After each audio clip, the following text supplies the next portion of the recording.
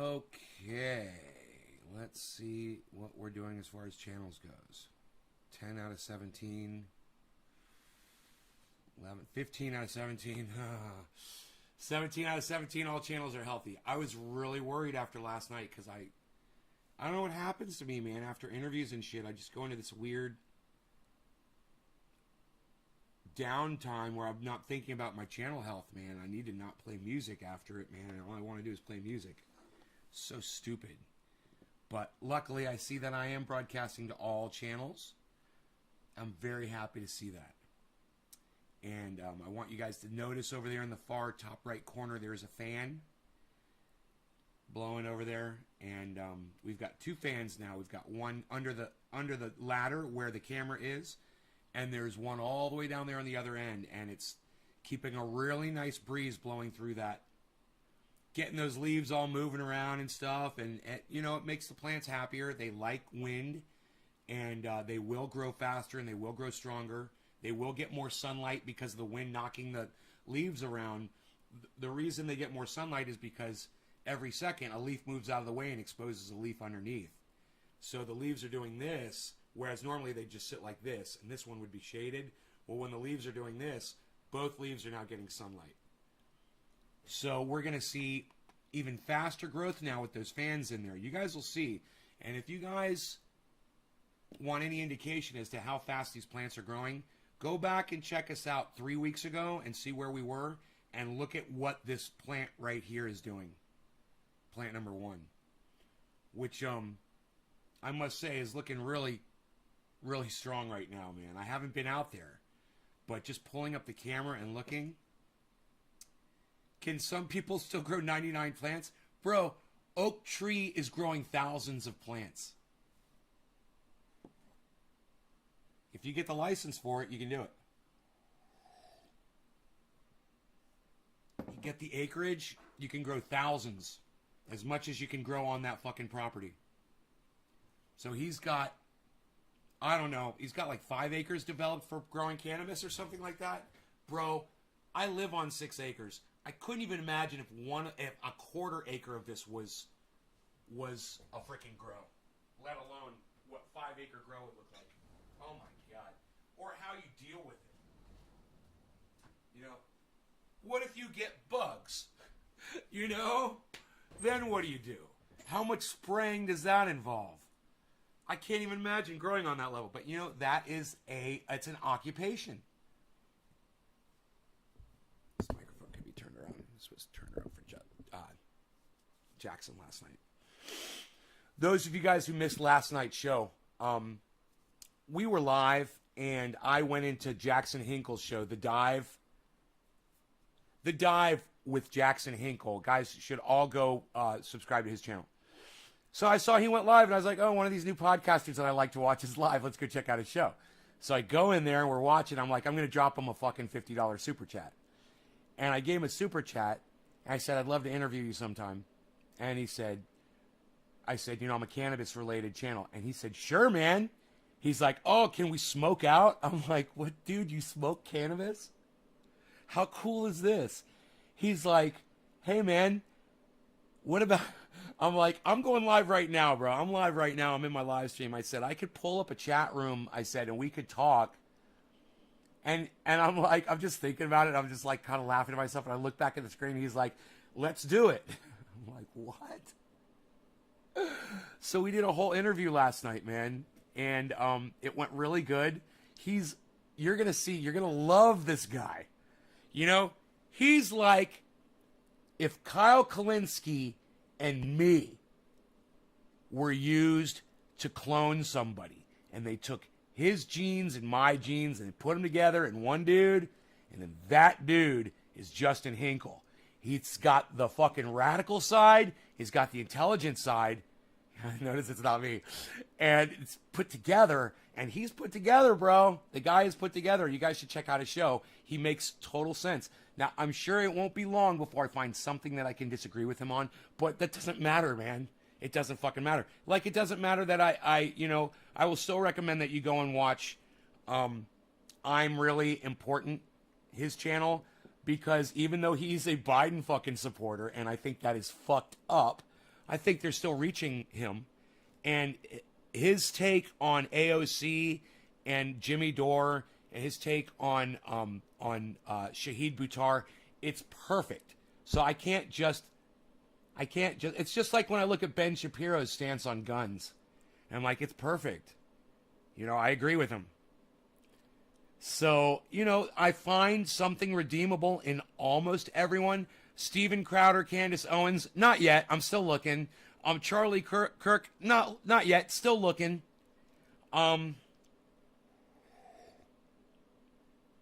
Okay, they do have one thing that I like. Are you ready? See if you guys can guess what it is that I like, that I have in common with Candace Owens, Steven Crowder, and I mentioned another person, didn't I? I'm not Ben Shapiro. I was thinking somebody else because I have something in common with him I already mentioned. Steven Crowder, Candace Owens, and Charlie Kirk. What do I have in common with those three right-wingers? Besides, of course, the fact, you know, I don't know what their stance on guns is, so I'm not even going there with this. So I'm just going to eliminate that right off the bat. You guys, let's play a guessing game. You see if you can figure out what would it be that I have in common, totally, with Steven Crowder, Candace Owens, and I don't know, let's just say, we could say Alex Jones, you know, any crazy right-winger out there. Oh, I said Charlie Kirk. And Charlie Kirk. I said crazy right-winger, and fucking Charlie Kirk just pops into my brain, bro. Isn't that funny? How does that stick up his ass like a lot of podcasters? Nay loves Michelle Bachman. Law. Hi, Jason Jackson. I love Michelle Bachman. Karen, hi, Karen.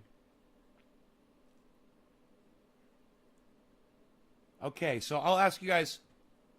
Dave Rubin. No, Dave Rubin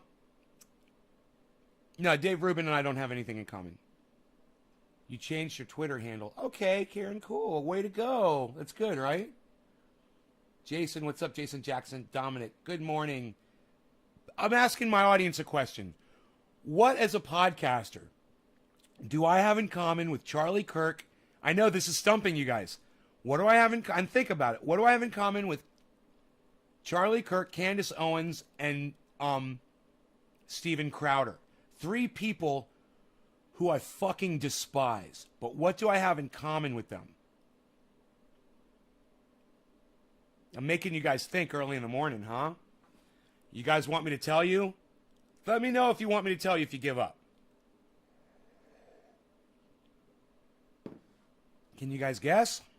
I mean, you guys haven't even guessed yet. You guys haven't even given me a guess. Y'all hate politicians? No, man. Charlie Kirk supported fucking Donald Trump for 4 years. Are you crazy, Karen? Charlie Kirk loves Donald Trump. I don't know about Steven Crowder. No. But maybe if they do. No, I don't. No, not that we hate the Dems. No. I don't hate the Dems like they do. They hate the Democrats for the wrong reasons. They hate the Democrats for all the wrong reasons. So, no, that's not what we have in common. Even though we kind of do, but we kind of don't. That's not it.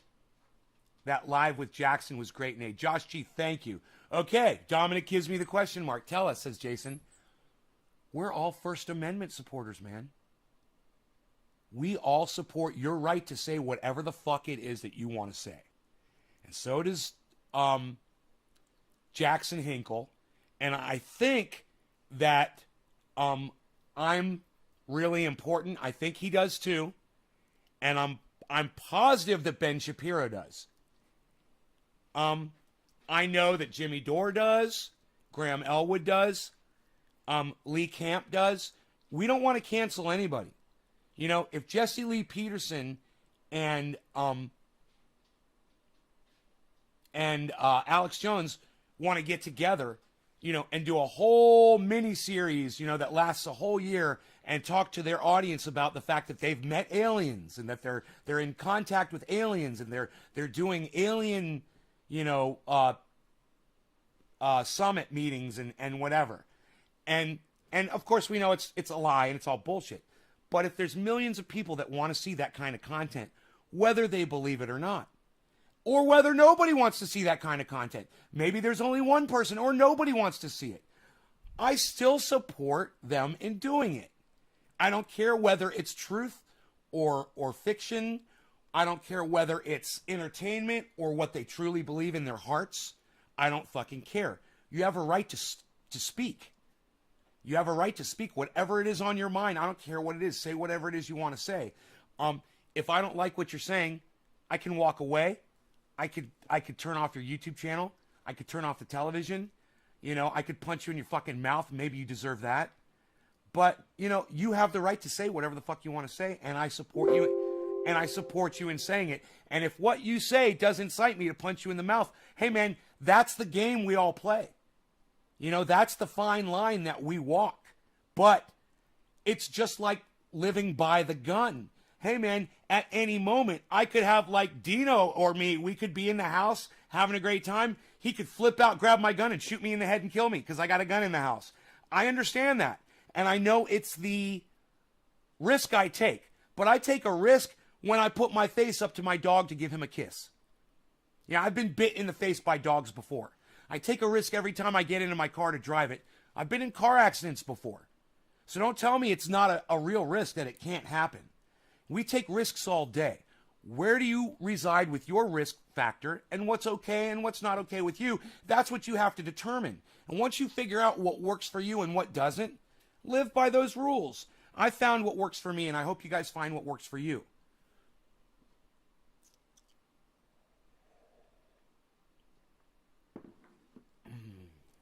You know?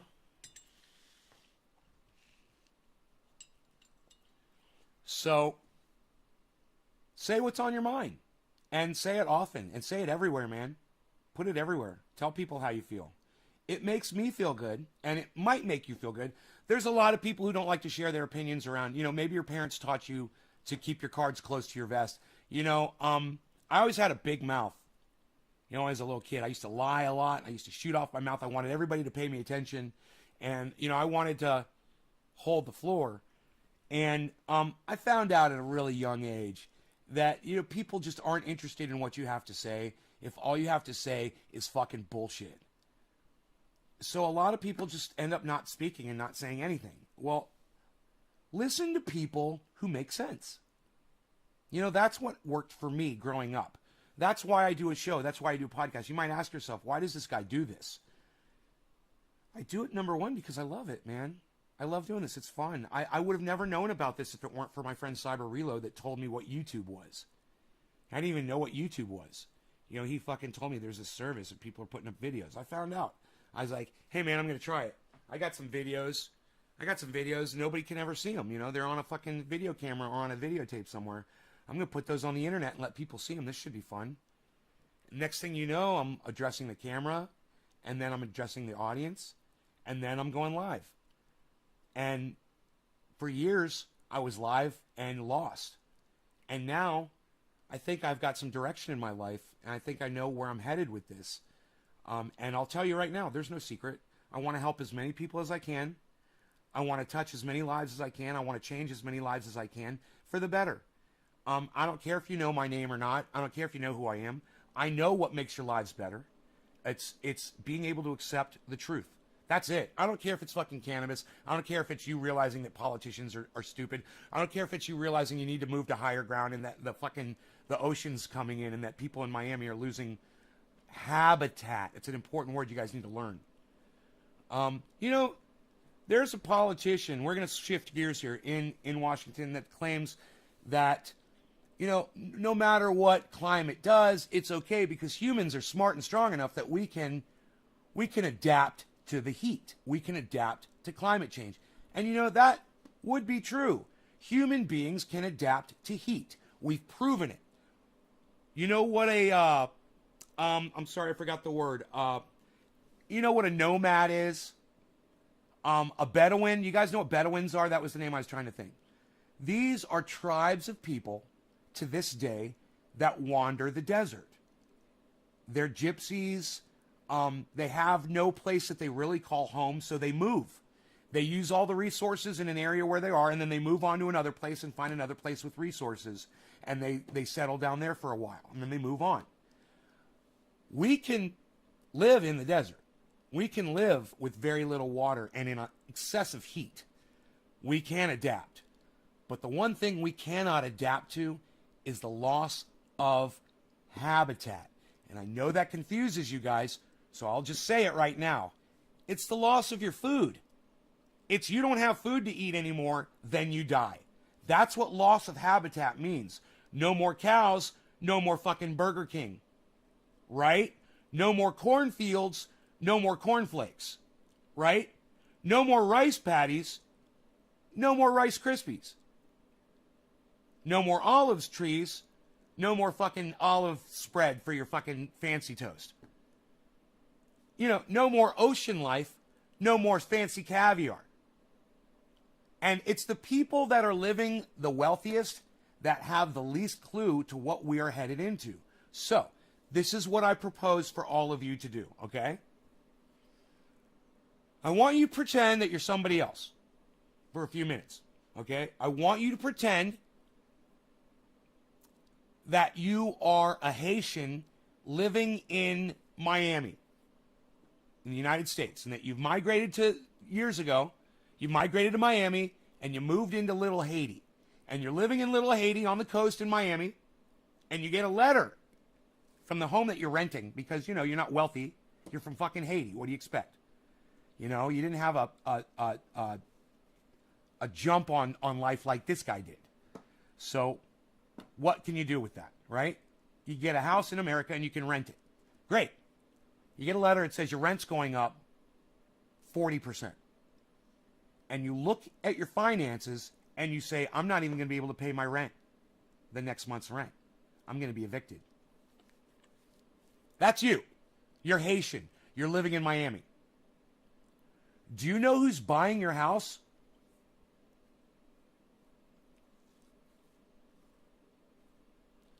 Wealthy industries. Do you know why they are lifting your rent up so much that you have to move? Because they don't want you there. You know why they don't want you there? Because you don't have a lot of money to spend on their industries, on their businesses, to make them wealthy. So their plan is they move in, they buy your neighborhood, they buy your trailer park. Then they raise your rent because they know you can't afford it, so you move out. So you move out, you go somewhere else, and you know, low-income housing or whatever. They destroy your trailer park, and they put in a beautiful public dog park. You know, a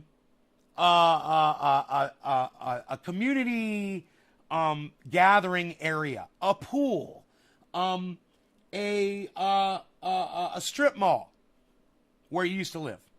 So that the wealthy people that move into the expensive homes that they build up on top of where your trailer park was, so that they can move in there and they can spend their big dollars on all of those industries that they're going to build up over there. Crackly audio, anybody? Does anybody else have crackly audio? Dude, my phone better be off. Yeah, my phone is off. What's up with the audio, guys?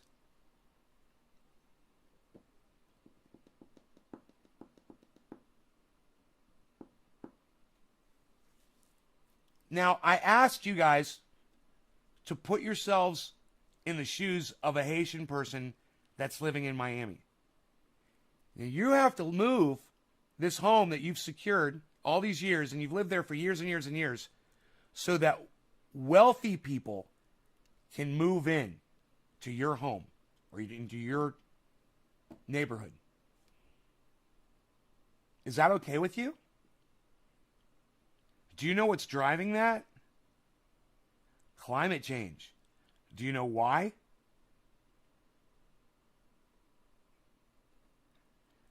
Because the housing market is exploding right now. People on the coast realize that their home values are fucking exploding, so they want to sell it. And people want to move in there and get these really nice homes on the coast. They're not thinking about climate. And the industries know that we're going to have problems with climate. So they want these rich people to move in there so they can build giant fucking seawalls. That's what they're going to do, man. You watch. They are using climate change and your misery, the fact that you're losing your home, so that they can make money off of your backs. And they're going to make a ton of it. They're going to turn Miami into a raised bed city. They're going to build it all up. Everything's going to be high, way high. You'll see. And they need a lot of money to do that. And people like Miami, people who want to party in Miami, they want to be there near, what's it called down there? Miami, the party spot? I forgot what it's called down there. South Beach? They want to be down there near there. I'm telling you, man, if you don't understand what's going on, it's all driven by climate change and greed. And these wealthy people, it's fucking horrible because they know the climate change is coming and all they're trying to do is make money off of it, profit off it, instead of trying to help folks, which is what they should be doing. Talking about it, they're keeping it quiet, they're not talking about it, they know what's going on, and they just want the poor people out so they can go in there and build up their fucking, their altitude. They want to raise Florida, they want to raise it up, build the walls, you know, and install pumps, and just, you know, act like as the Titanic is sinking, they're going to be up on the fucking smokestack saying everything's fine up here. Oh, everything's just dandy up here while the whole goddamn ship is sinking. But they want to stand up on top of that high spot and watch everybody else drown. And man, it's fucking sickening. Do you guys all understand that? Does that all make sense to you? Do you understand why climate change and greed is driving the evictions of poor people in Miami? And you guys want to see, I think we should watch something about that. There's a really good documentary. Oops, I just lost my page here. Oh, I can't do that. Okay. There's a really good documentary. I'm going to try to pull it up for you. Let me see if I can find it. They call it Little Haiti. So let me just search Little Haiti. And see if I wonder if it'll come up in my library. History. I want to thank all of you guys for coming to the show this morning. No, I have not used cannabis yet, but I will soon. And I want you to look at these plants, enjoy how big they're getting. If you have any questions, feel free to ask. You guys want to learn anything about what I do? This documentary is from 2020. This was right when COVID was starting, guys. These people had no idea what was coming. This was they put this out in May of 2020. So they were probably doing this 2019, and there's nobody wearing masks and there's nobody social distancing. So just so you know, this was a little over a year ago probably. Let's I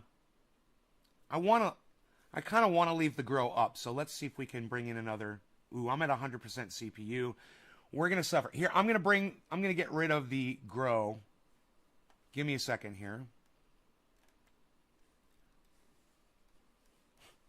Okay.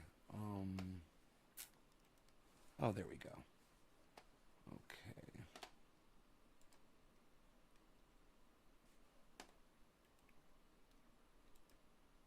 Exit. Dude, some engineer, right? It says, I click exit to close. So I have to click a window. It opens a window. There's a drop-down list. I have to select exit. So I click on exit. Then another window pops up. Are you sure? Some engineer figured that out. Some engineer that works for Windows 10 thinks that it's a good idea for me to have to waste my time to turn off software. They think that's a great idea. Hey, man, write it down. I'm just pointing these things out for you every day, how stupid engineers are. I brought that up to Jackson Hinkle last night. I said, do you realize that all engineers today are morons? And he kind of hesitated because you got to think about things I say. Because the things I say sometimes They're not totally true, but they are. They're applicable, and you have to kind of realize where I'm coming from and be like, okay, not all engineers are idiots. Like, for instance, there are engineers that are landing rockets that have taken off. There's engineers that are doing fantastic things. But there are engineers out there who are total fucking hacks. They cheated their way through college to get their degrees, and all they want to do is slap their tiny little pea-sized ball sacks on software so they can leave their fucking imprint on them for the rest of their miserable fucking lives. Hey, Doc, what's up, buddy?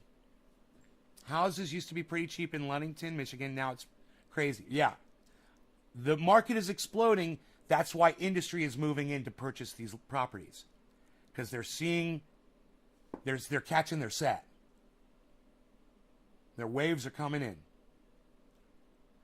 Using climate change to their advantage. Money, money, money, you all. Sounds like Stan Nicholson. Thank you, Stan. Yes. Best time visually to start adding nutrients and tea. Josh G, no, it's not the best time, man. Dude, you have no fucking idea what you're talking about. So do me a favor, Josh G. Don't give my audience grow advice. Okay? Love you, bro, but you don't know what the fuck you're talking about. Let me give them the grow advice. These plants have been getting compost tea since day one. They have been in amendments since day one. And they're getting plenty of nutrients in that amended soil since day one. No, you didn't put a question mark, man. You just said best time. So I don't see a question mark, man. You made a statement. Okay, I understand. You're asking me a question. You're like, when is the best time visually to start adding nutrients and tea? And I'm glad I answered your question. Okay. Use punctuation, Josh. I don't know what you're trying to say to me. But thank you for telling me that you're asking me. Yeah, okay. It was a question that was not formed as a question. I got you. I didn't realize we were playing Jeopardy. All right, hold on. Let's watch this. Sea levels are hey, Ronnie Hankey, I love you. What's up, buddy? Scientists have developed this simulation showing an extreme scenario where sea levels rise roughly 10 to 12 feet. I hope you can hear okay. All just the... Florida. I think it sounds okay. You would have to take that house and put it on stilts probably 10 feet if you want it to last for the next 30 years. But as wealthy waterfront communities become uninhabitable, Haitians built this place, and you're getting kicked out. Yes. the residents pushed out of their homes are not just the ones in the path of rising waters. Pay $1,800 Thank you, in 5 Ronnie. days, and you have to leave. Are you scared? Yes, of course. Welcome to Base Camp Little Haiti at the Magic City Innovation District. This is our immersive art park. What are we looking at here? This was our first piece of evidence to prove that climate gentrification was real. Did you guys hear what she just said? She said she had proof that climate gentrification. Do you understand what that is? Listen again. The street is filled with salt water. What difference does it make how high you make your house? I took a video of a guy on a paddleboard going right down the middle of Alton Road, you know, in 1.5 to 2 feet of water, paddleboarding down the... I don't know what just happened. I don't know what just happened. It's What are we scary. looking at here? This was our first piece of evidence to prove that climate gentrification was real. Climate gentrification. Who could tell me what climate gentrification is? And I'm going to give you a big fucking hint. When I started this segment, I literally explained it to you. So what is climate gentrification? Go ahead. The first person to tell me wins. What is climate gentrification? I have a feeling Steve Running already knows. What is climate gentrification? Let's get high. Bab Bab Blue Jaws. Cheers, brother. Bottom of the hour.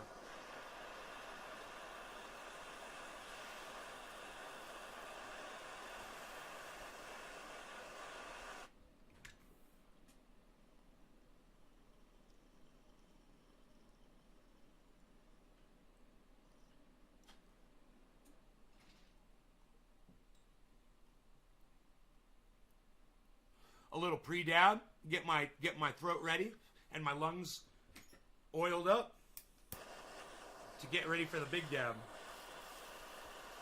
No, that did not taste fantastic.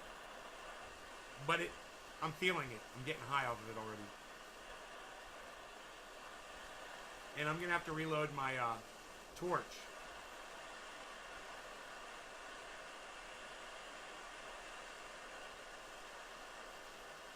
Okay. Cheers, guys. Thank you for sharing this video. You guys, I want you to know, if you're sharing this video, I'm smoking for you. If you're watching this video, I'm smoking for you. J-Bone, James Young. J-Bone, thank you so much for the super chat. Was that this morning? Steve Running. Cheers. Karen, cheers. Thank you. Thank you so much for that super chat. Nick Brown. Doc Holland. Bad Blue Jaws. You guys, thank you for everyone that is watching and sharing. We'll get the video going right now. Who knows what climate gentrification is?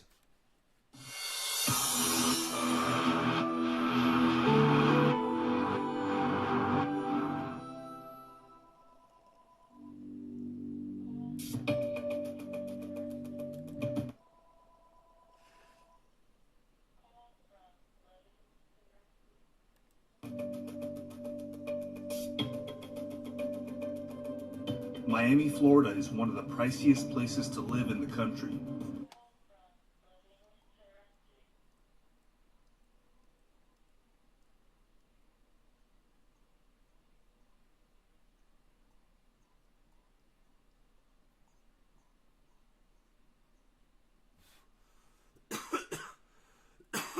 BC Bud Baron, hello. Welcome back to the show, bro. We're live for the last 5 years right here every day, 3 times a day, just so you know, BC Bud Baron. You can come by anytime you want.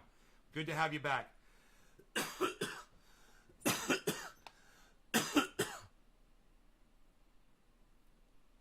Adding nutrients tea. Bro, I don't recommend that you add nutrients. I recommend that you fucking amend your soil. So the nutrients that you want to give your plant so bad, they should already be in the soil. So the only thing you have to give your plants, really, is compost tea. Get this whole nutrients thing out of your fucking mind. You don't need them. You're being sold a fucking lie. Okay? If you're spending money on nutrients, you're spending money on shit you don't need. If you've got coffee grounds and eggshells, and used rotten vegetables, you're going to get plenty of nitrogen, man, and back guano and bone meal and blood meal. Those are not nutrients, man. Those are amendments for your soil. You guys got to get this whole nutrient thing out of your fucking minds, man. Stop with the nutrients. Stop saying nutrients. You need fucking amendments. That's the word. Okay? You awesome. I hate the whole additives that get pushed on you. Right. I mean, I was pushing Remo Newts for the longest time. And then I fucking realized, a couple years, I didn't use any nutrients. I used a little bit of fish emulsion, man. Some fish fertilizer. Just, that's it. The whole nutrients thing, you don't need it. And you'll have beautiful, bro, let me tell you a little secret, man. I smoked some great bud. It wasn't the thickest bud. It wasn't the nuggiest, of course, but it was good. It was really good. Mark grew it. And you know what he fed his plants? Water. That's it. I was like, dude, you only gave these water? He's like, that's the only thing I gave him. I put them in soil, and I gave them water. I'm like, I can't fucking believe this. He only gave them water. He didn't even use fucking compost tea. But I'm here to tell you, if you use the right kind of soil, then your plants are getting, what they need on day one. You don't have to worry about what the plant looks like when you could start putting the poison shit in there, the shit that you have to flush out for the last 2 weeks. Hey, man, why do you think you have to flush nutrients out of your plants, guys? Think about it. Hey, man, make sure you take the shit all out of your plants before you try to smoke it. There's a reason for that. Fuck that shit. But sitting so close to sea level, it's also one of Welcome to flushless growing in the garden, guys. the first cities, some scientists say, expected to lose some of its most valuable real estate to rising waters. Today, UN scientists released their most alarming report yet on climate change. This is a satellite image of Miami Beach. Let's do another dab. I don't remember the last Scientists have one. developed Cheers. a simulation showing an extreme scenario where sea levels rise roughly 10 to 12 The whole industry feet is a scam, by the yes. year 2100. As of 2019, Miami already Bro, when I first moved to California, Dino brought me over to his house. I went over and I looked at his. Yeah, I did a dab, obviously. Look at all that. I looked at all of his nutrients. He had thousands of dollars of nutrients, guys. I am not kidding. He had thousands of dollars of nutrients. But the thing about Dino was he worked for a dispensary, so people were always giving him free samples. If somebody wanted to own all the shit that Dino had, it would have cost them thousands of dollars. Dude, that shit just ain't worth it, man. You don't need that. Already has We learn as we grow, we 120,000 learn. properties at risk. And both Florida state government and the city of Miami have invested millions of dollars into Cheers, pumps, everybody. raising streets and sidewalks, and other reinforcements to try to keep the waters at bay. But for some in this area, the solution is settling on higher ground. The water has come up here in the past, let's see, in the past 20 years, it's come up 6 to 8 inches, actually come up and permanently 6 to 8 inches higher. Dan Kipnis is a former Miami resident turned climate change activist. This is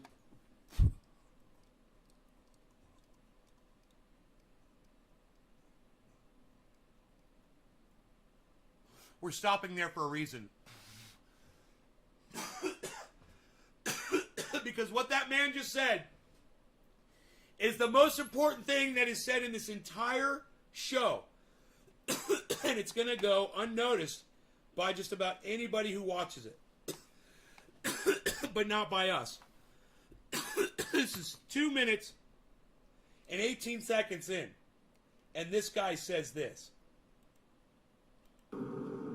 the water has come up here in the past, let's see, in the past 20 years, it's come up 6 to 8 inches. The water has come up here in the past, let's see, in the past 20 years, it's come up 6 to 8 inches, actually 6 to 8 inches.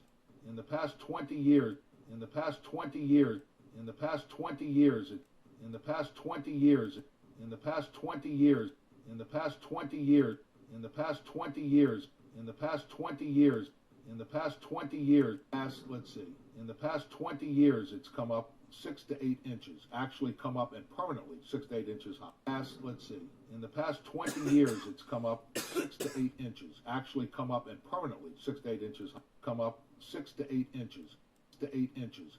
20 years, it's come up 6 to 8 inches. 20 years, it's come up 6 to 8 inches. Who understands why that is an important fact?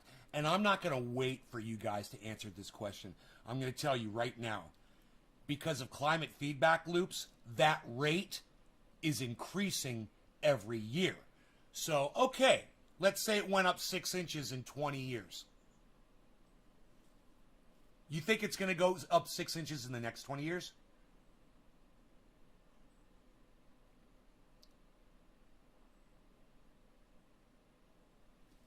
Of course not. Why? Climate feedback loops. Why? Because all of these systems, different systems that we have on the planet, they're feeding into each other and making each other more powerful and accelerating the rate at which the sea level rises.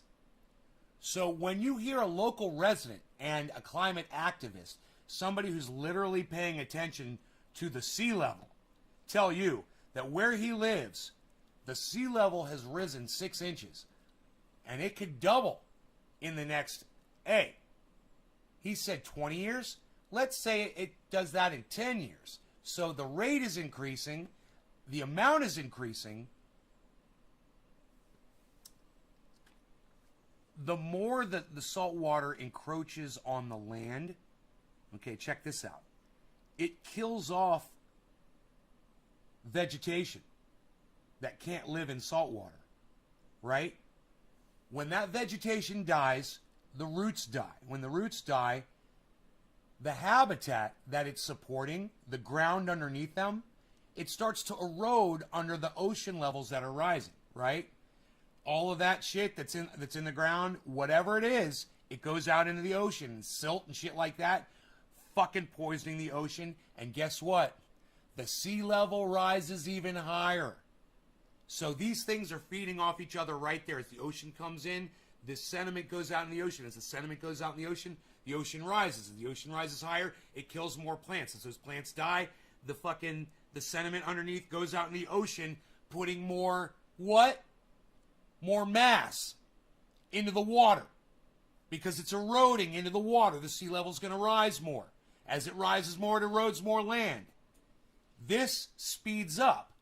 And this is what's going on. And that's just one climate feedback loop out of over 60 that Dr. Guy McPherson has already identified. And you guys can check him out on naturebatslast.com. Naturebatslast.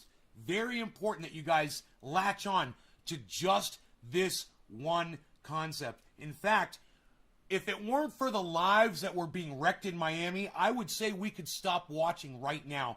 But it's very important. Let me explain something to you, okay? In my recording studio that I used to run, I did sessions with some Haitian bands.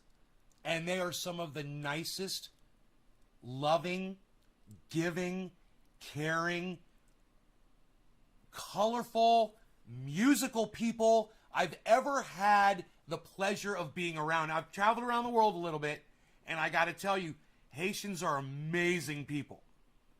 When you find out what's happening to them in Miami, when you know what kind of people they are, it will affect you. Actually come up and permanently 6 to 8 inches higher.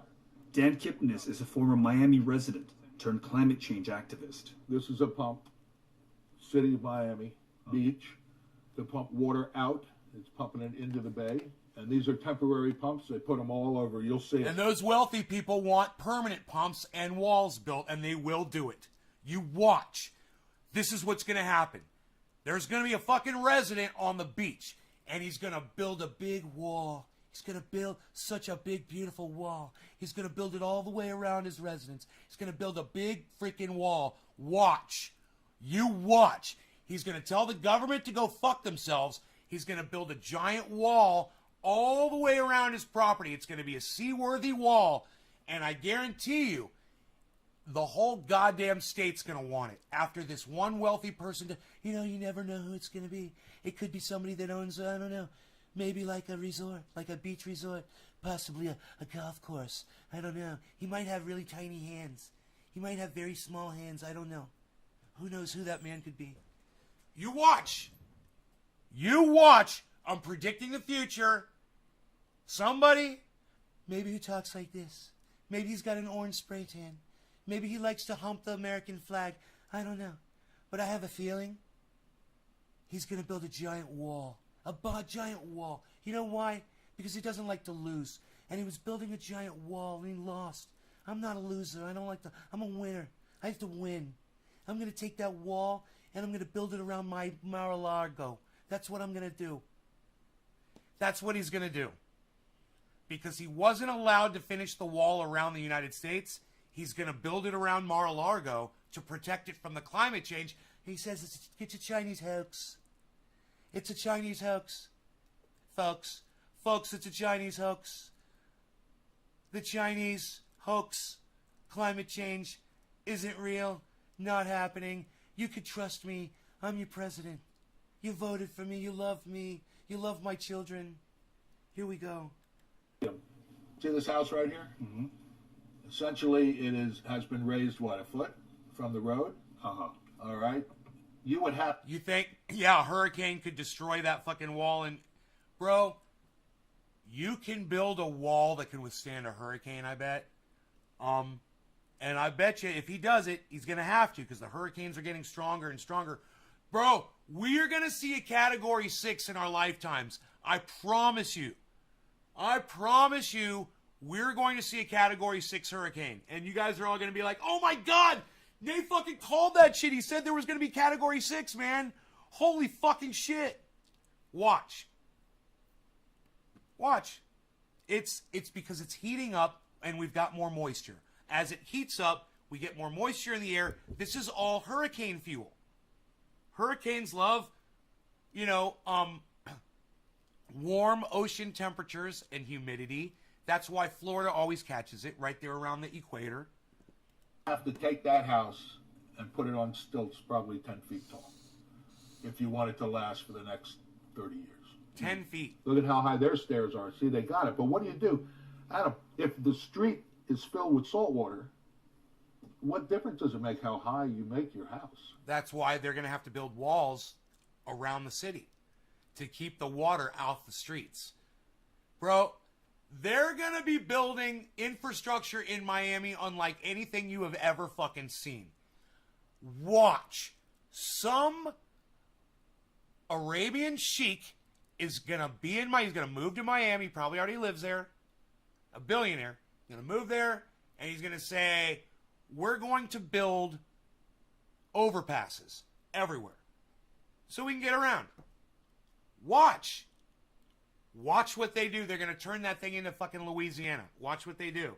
You're going to be driving for miles over fucking ocean, man. I took a video of a guy on a paddleboard going right down the middle of Alton Road, in a foot and a half, 2 feet of water, paddleboarding down the busiest street in Miami Beach at a high tide. Okay, well, the water looked to be about 4 inches deep there. You could see his paddle wasn't going that far in. He couldn't get the paddle any further. So it wasn't that deep. But that's not the point. The point is, that's salt water, guys. That's not rainwater. That water is so fucking destructive that everything it comes into contact with starts immediately dying and rotting.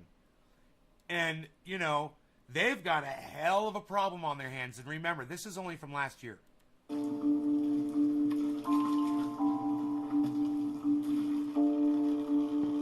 All right, I love you guys. I love all you guys. Thank you so much for tuning in. Cheers. That, across the city, we're seeing these rental pumps. That screams emergency. Absolutely, and it is all over the city. Obviously, some people are starting to feel that they need to be getting out of here. There's 1,200 houses in our zip code, and 350 of them are for sale. Okay? Because the more this keeps going on, the harder it is to sell property.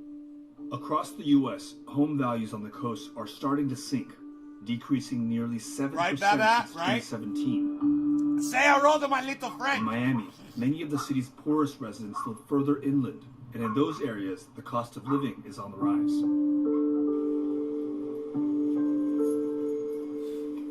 I'm living here since 2003. Estos son haitianos.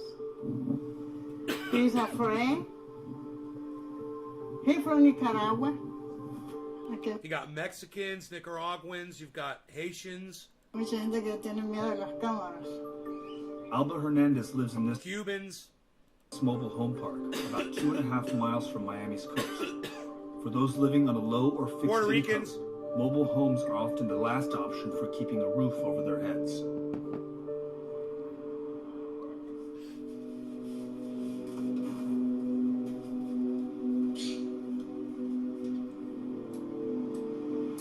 Yeah, they just had a really bad fucking storm, bro, in Asia. I don't know if anybody was killed, but I heard about it. It was a really bad one. I was working in the same place since 2005. Since 2005. From 2005 until 2017, guys, this woman had the same job in America.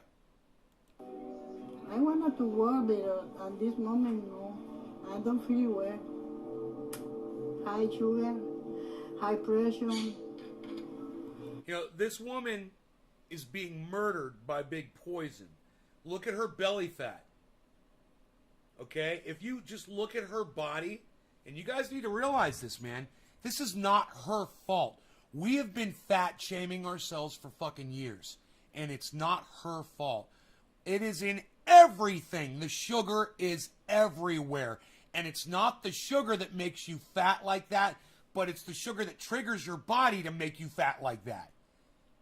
It's an insidious process that goes inside your body. You are programming your body to store fat when you eat sugar. I swear to you guys, if you will just listen to me, I've only been doing this for like fucking 10 days. 10 fucking days.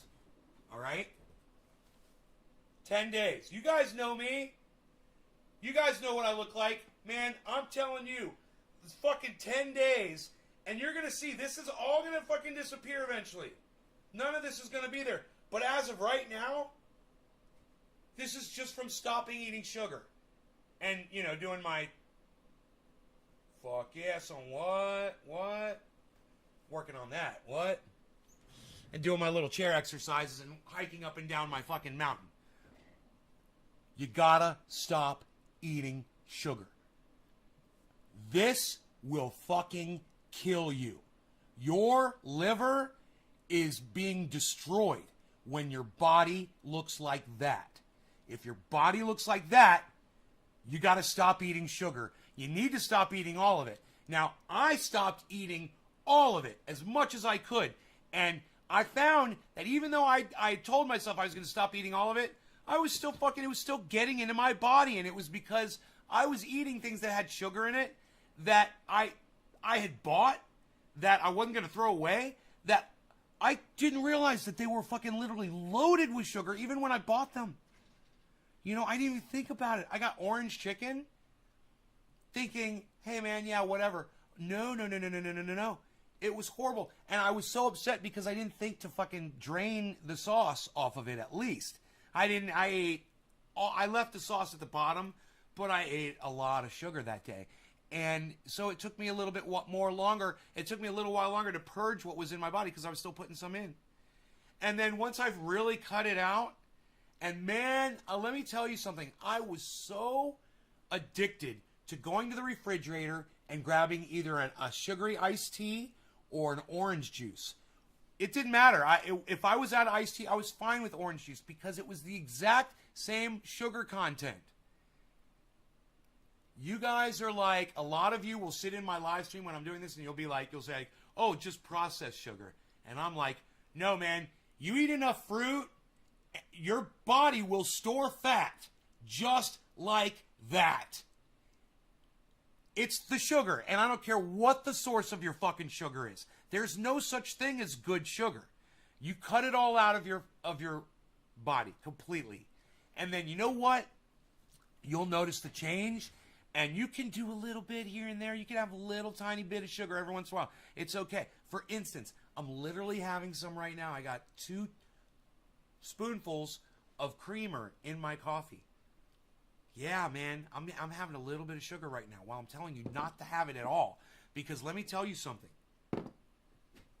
Okay, so I've got, you know, a gram or 2 of sugar right there, whatever. When I have an iced tea, I'm having like 20 grams of sugar. When I'm having a bowl of Life cereal with raisins in it, I'm having like 15 grams of sugar. Some bread doesn't have any sugar in it at all. And my rye bread has no sugar in it. No sugar in my rye bread. I'm telling you guys that I can eat fattening foods. But my body won't store fat anymore. Because my body is working correctly now. You try to stay from as much sugar, and once you're purged, once it's out of your body, you can have a little bit every once in a while. And I choose to have that little bit in my coffee and to not overdo the coffee. You know, if I'm only going to have 1 coffee today, that's it. Or if I'm going to have another coffee, it's going to be fucking black. You know what I mean?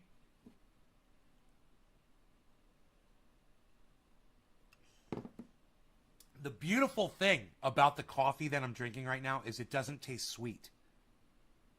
It's so bad, this fucking pumpkin spice coffee, it's so bad that literally 2 tablespoons of the cold creamer that I put in there, it doesn't make it sweet.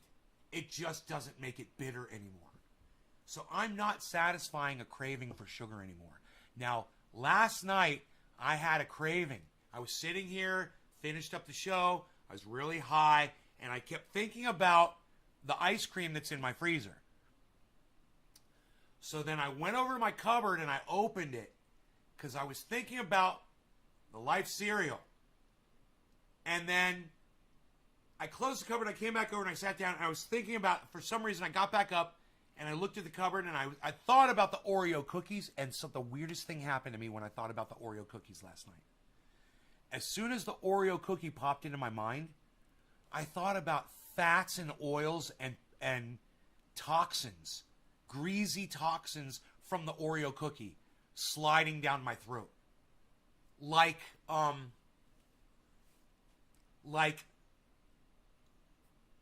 3-year-old cooking grease from the bottom of a grill drain in a restaurant going down my throat. Like bacon grease sitting outside that mice have jumped into and drowned in the bacon grease. Bacon grease. And there's dead mice in the bacon grease. And that going down my throat. It wasn't intentional. But my brain interpreted an Oreo cookie to be just that.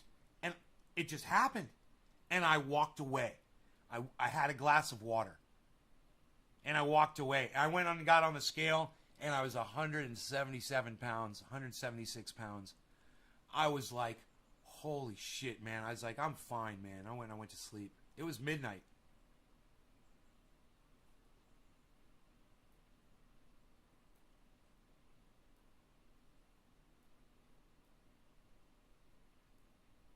Yeah, fats are fine, man. People on keto do fine. People that do Atkins, I did Atkins. You're eating fats. Yeah, man, an Oreo cookie, bro. Man, I'm giving away all my sweets to Mark and anybody else who will take it.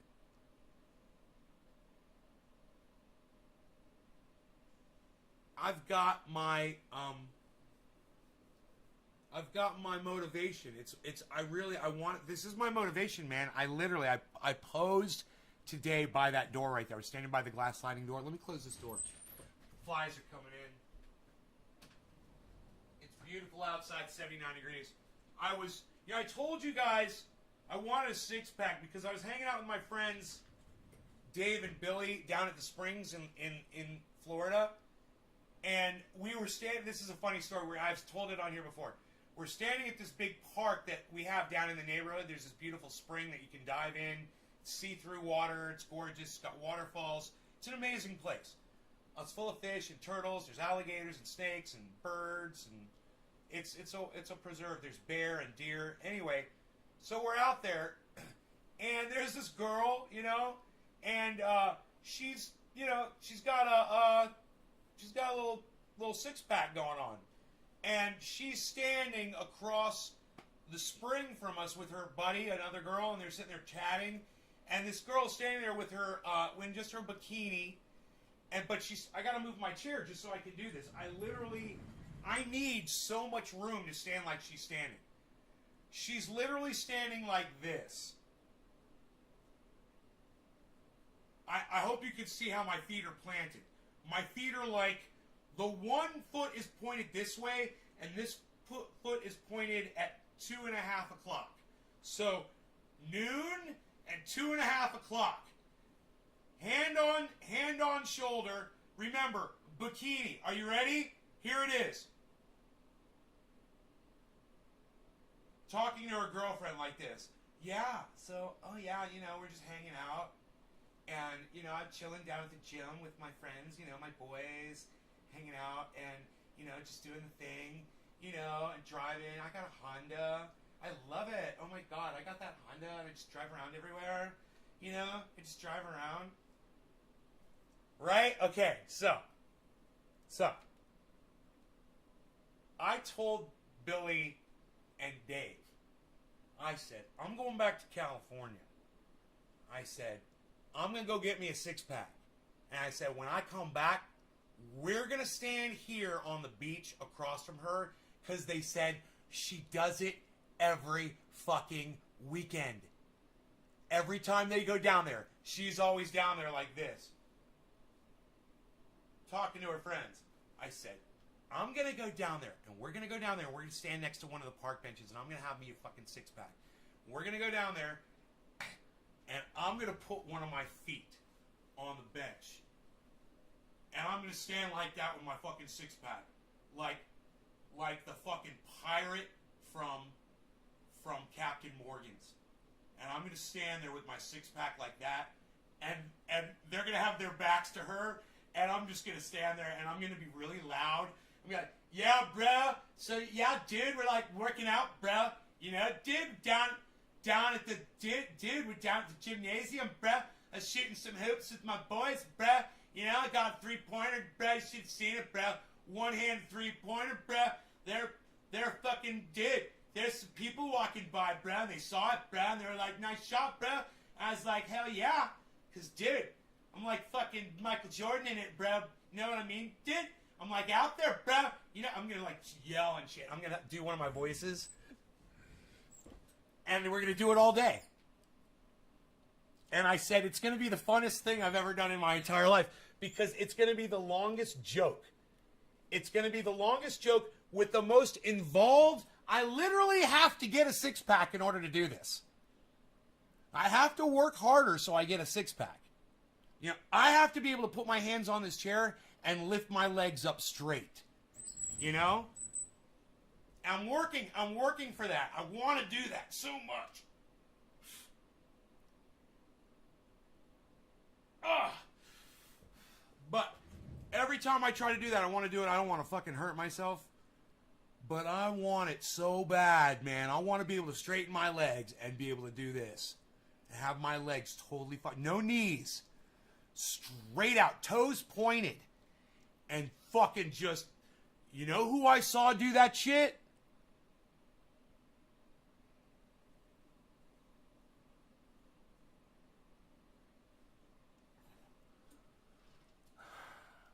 I know his first name. His first name's Ben.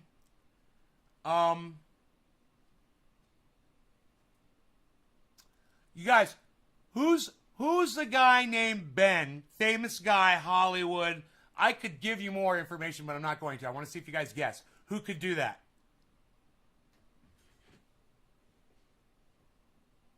I love it when we play guessing games.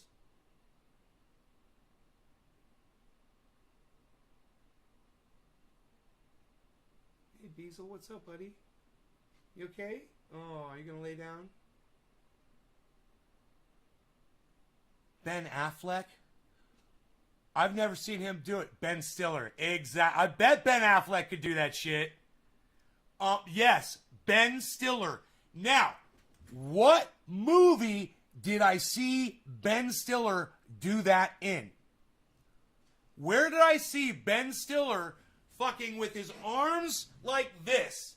Like this. And he was on, I'll even tell you this, he was on fucking, the Olympic rings that they do gymnastics on. I don't know what they call those rings. They put their hands on those rings, and he had his fucking legs straight the fuck out. Nope, not Meet the Fockers. Think about it. Come on, guys. Yeah, I want to see you guys guess the Ben Stiller movie. Night at the Museum. Nope. Shirt off. Shirt off.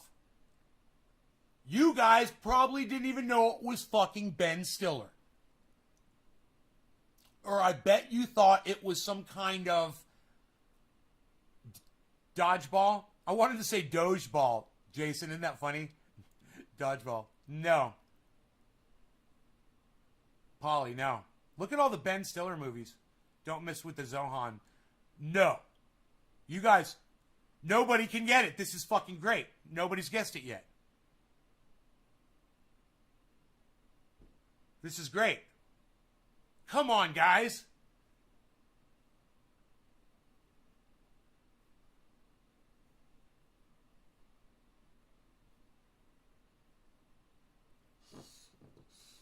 I was inspired. Something about Mary. No. I was so inspired when I saw that Ben Stiller could do that.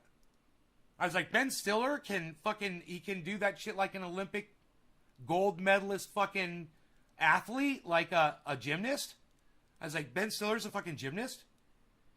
Your dialogue to promote cannabis. Helps me.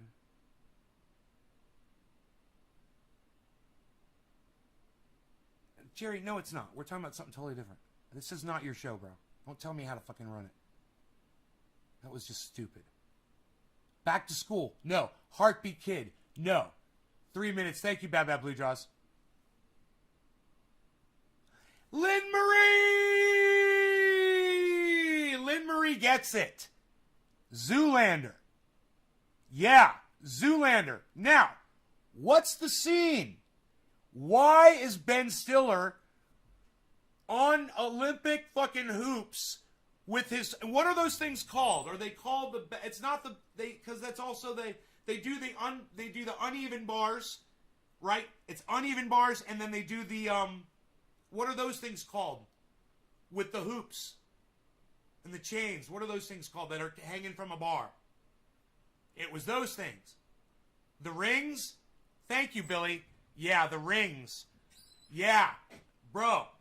Ben Stiller does the rings. Ben Stiller, I bet you if I got on those fuckers, I couldn't even lift myself up. Yeah, I think I'd have to be able to do a pull-up before I could get on those motherfuckers. You know?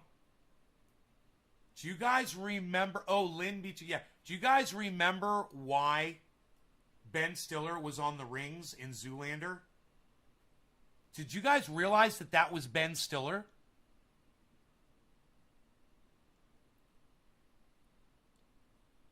He's fucking pretty sick ripped, man. If you've seen... It's really, really easy to see in, whatchamacallit,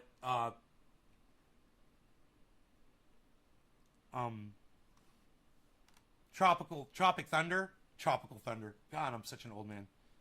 Tropic Thunder, man.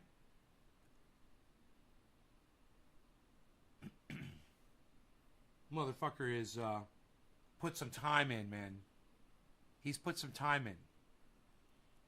You know? What's up, everybody? Good afternoon for those of you that are on the East Coast, and good morning for those of you that are just now waking up on the West Coast. Because you know you guys wake up late over here. What? I thought it was a body double. Yeah, man, that was fucking Ben Stiller. You know, this was before they had the kind of CGI where they could really put somebody's face on somebody's body that was moving around and look realistic. They didn't have that back then. You know? Not like at that. That was fucking Ben Stiller on the goddamn rings. He's amazing. I bet you could probably Google Ben Stiller doing gymnastics. There's probably a fucking YouTube video of him doing it. You know, just legit. I had to drink 6 pills in the morning, 6 pills in the afternoon. You guys, I'm going to trim my nose hairs. It's going to take me 1 second. I'll be right back. A mobile home, but rents the land underneath it. The previous landlord kept rent increases low, but in 2018, a new owner, Miami Soar Management Corp., bought the property, and the rent suddenly shot up. What were you paying for rent? We paid $245 before. Every year, they put a $50 every year. And then they put a $200 suddenly. That's a lot And of money. a lot of people came to pay that. Like me, I came to pay $700 because I am not working. I am retired. From 2003 to 2018, Hernandez's rent rose from $245 to $500 per month. But then her new landlord raised the rent to $735 a month, a 47% per month increase in under 1 year. Well, we got wind that last year the rents had significantly been increased. Some people had less than a week of notification. Sajin Talui is an activist advocating for residents struggling to afford the rent increases at the Soar Mobile Home Park. What was the new owner's reasoning for going from $500 to $700-800? They had stated that they were using the money to make repairs to the homes, to bring it up to code, but there hasn't been much of anything done. There's so many hazards. You see the open pipes, broken cement. I mean, if you have kids, they can't even walk around and play here. For decades, housing costs in areas like this have remained low. But as waters rise on the coastal homes of wealthy residents across South Florida, advocates say poor communities are being replaced by high-end properties. What is the state of affairs for people who are living in mobile home parks now in Miami, in greater Miami? In the last 4 years alone, at least 7 mobile home parks have closed down in Miami-Dade County. I have no idea how much I could bench. I've never really tried, so I don't know. I love you. Remind me of that scene from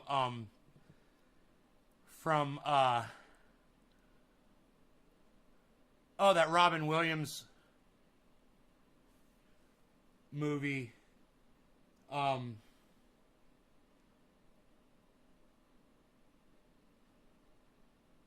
Hey, dude, where he says, "Oh, so you work out?" He's like, "You look like you've been working out." He's like, "Yeah, I work out. I fucking bench 100, 180 or something like that." He's like, "Good for you, man." He's like, "That's healthy." He's like, "Do you work out?" He's like, "Yeah, man, I work out." He's like, "How much do you bench?" He's like, 230, I think he says. And the guy just fucking shuts the fuck up. And it's so funny, man. It's like so intimidated by that. It's God, it's like right here, man. Man, I can't believe it's the most famous movie of all time. Robin Williams, he's a fucking psychiatrist, psychologist trying to help. He's a counselor, you know, he's trying to help that fucking kid who's troubled, fucking super intelligent kid, man. What the fuck? Why can't I remember the name of the goddamn movie? That is crazy. It's a great fucking movie, man. Why can't I remember it? There used to be 60 parks in 2015. Now it's down. Dude, Dead Poet Society?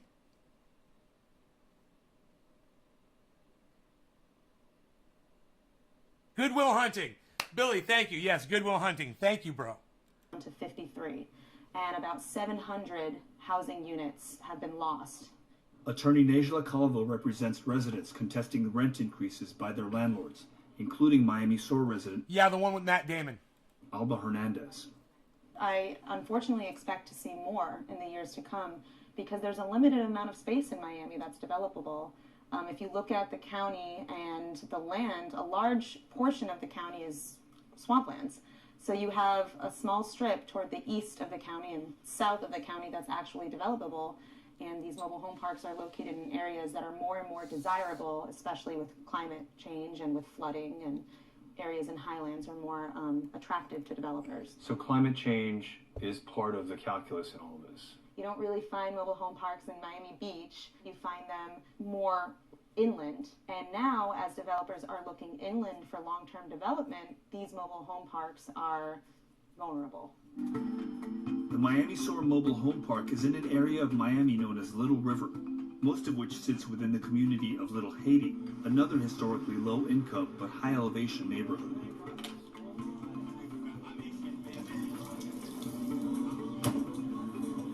Thank you, sir. Awesome. Oh, you weren't kidding. That is cold. Oh, this is great. Little Haiti began to take root about 50 years ago when Haitians fleeing the brutal dictatorship of Jean-Claude Duvalier found refuge in this area. Since settling here, residents have built a tight-knit community where rich cultural histories have thrived, but now it's being threatened. Little Haiti really is a world unto itself. It's a small area within Miami, but it feels like a completely different place. Just off in the distance, you can see the skyscrapers, the high-rises. The specter of change and development is always looming large, in part because on this side here, like literally a block away, you've got this massive development that's going to go up in the coming years. Miami is culture, an amalgamation of the Caribbean and Latin America. We embrace our roots and innovate into the future. In June of 2019, a real estate development group received approval to build a $1 billion luxury residential and commercial complex in the heart of Little Haiti. Together we thrive, and where we thrive, there's magic.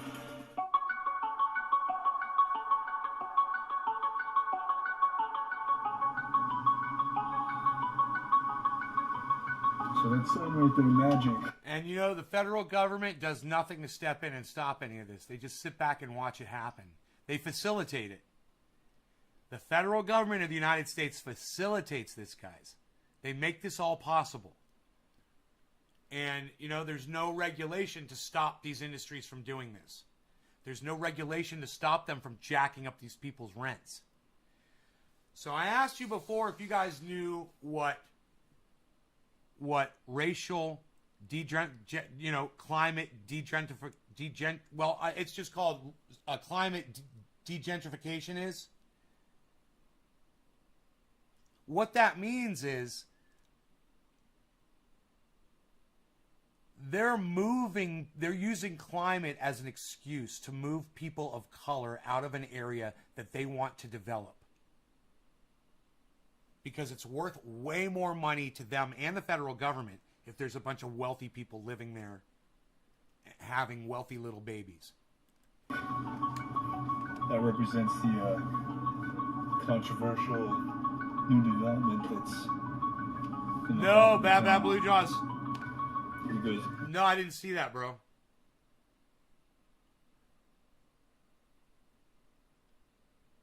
we go from these murals welcoming people to Little Haiti to Innovation District, Arts, Entertainment, Tech, and Sustainability. So welcome to Base Camp Little Haiti at the Magic City Innovation District. This is our immersive art park that's open Thursday through Sunday.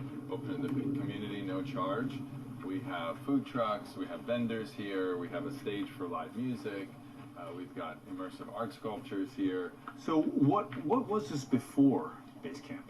This was a trailer park for over 110 years. We're actually only the second owner of the property. Feels very Burning Man. It feels very Burning Man. The mobile home... You guys realize that? You look how proud of this... Look, it's a fucking empty lot now. This guy's all proud of himself for kicking out a mobile home park with 50 residents. Park where Magic City's lot currently stands used to house nearly 40 working-class families who have... My bad, 40. ...since had to relocate. When you talk about technology and innovation, what I visualize is very, very different than the Little Haiti that I see here today. How do you enter a neighborhood, integrate into the neighborhood, without completely transforming it radically? So I think that's the opportunity that presents itself, and I think it's really this. That's the opera. I want you guys to hear this fucking greedy motherfucker say that. Radically. So I think that's the opportunity that present. So I think that's the opportunity. So I think that's the opportunity. So I think that's the opportunity. So I think that's the opportunity. And that's really all you have to know about him. Because that's all he's about. And that's why he's there. He's using these people's misery to put money in his own fucking pot. Look at these beautiful little tripods with his beautiful little plans behind him and his beautiful little office space. His beautiful, comfortable, air-conditioned high-rise probably. Where he's talking about degentrifying Miami. And he's proud of himself. This motherfucker is a monster. And he doesn't think that he's part of the problem. He thinks the opportunity is here. How dare you question me because I'm just doing America. You know, I'm just being a capitalist. That presents itself. Yay, capitalism. Yay. Yay. No regulation, libertarians. Yay. The market will dictate, right, libertarians? Yay. Yeah. Yeah, let's do that. And I think it's really this marriage between, you know, bringing in innovation and celebrating the culture that's here and really promoting it. And I think if you even look at the name, it's Magic City Innovation District Little Haiti. So from the marketing standpoint, and from the marketing standpoint, for the wealthy people, creating a sense of pride among the community in terms of our design. No, man, it's fucking Little Haiti, bro. It's Little Haiti. You know, you created all of this bullshit. We're creating Magic City. It sounds like fucking some Disney World bullshit. Here and really promoting it. And I think If you even look at the name, it's Magic City Innovation District Little Haiti. So from the Magic City Innovation District. It sounds industrial. Oh, but we're going to put Little Haiti at the end because, hey, we love you. And this is, we're taking our, did he say industrial district? What did he say? City Innovation District Little Haiti. Innovation. Innovation, which means industrial. Innovation District. So from the marketing standpoint and creating a sense of pride among the community. You know, with 2 words, we're going to put 2 words in the name. So that's how we're going to cater to the residents that we're kicking out of their homes, that we're evicting, that we're raising their rents 40%. This fucking monster right here. This fucking piece of shit right here. In terms of our design aesthetic. The developers of Magic City haven't yet determined prices for residential units, but property values here are already up 16% since 2014. It can be good news for longtime residents that own property, but data... Yeah, and guess who owns the property, man? It's not those residents. They're all renters. Right? So a lot of corporations own some of those properties too. Not just landlords. Some of those are owned by realty agencies. They're owned by large businesses with holdings, and properties or some rental properties, or sometimes their holdings managed by management companies for them. Let me see what this phone call is really quick.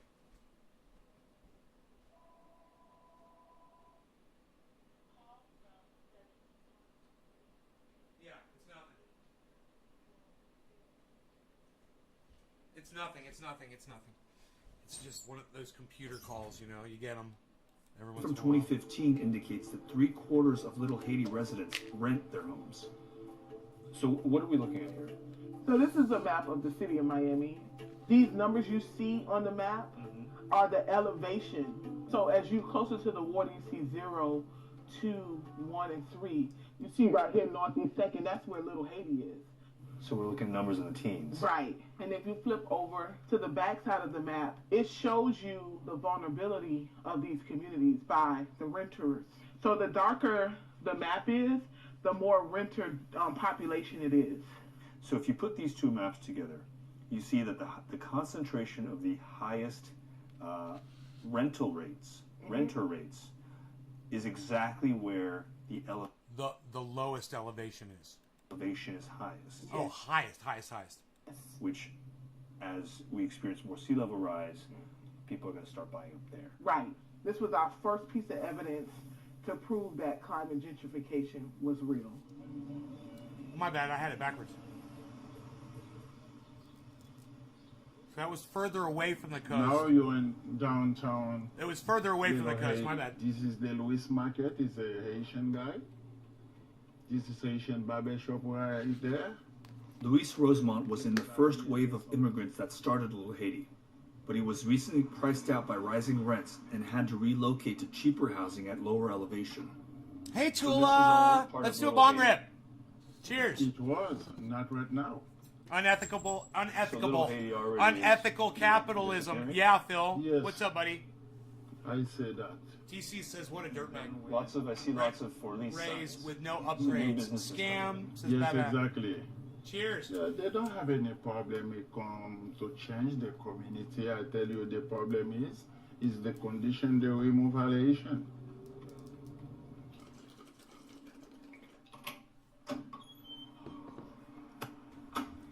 Oh wow, this is all you. That's my paradise. Oh, this is awesome.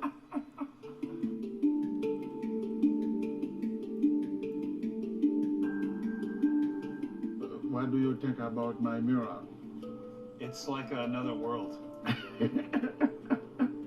I wasn't expecting this. We were walking through a tax office, and then you take us outside. It's beautiful. This is your paradise? That's my paradise. You see, it's my paradise. It feels good. You think you can move back to Little Haiti? No. You don't think so? That's finished. It's finished. No more home in Little Haiti for me. You were here for 38 years, though. Yes, I know. So what I'm going to do? Are you upset? Are you angry? Are you sad? Oh yes, oh yes, oh yes. Who's moving to Little Haiti now? Who's coming? A stranger. Haitians built this place. Yes. And you're getting kicked out. Yes. So I am glad I have my painting when I'm really stressed about that. Papa so Doc, no. I paint something, I draw something. So it's my psychotherapist.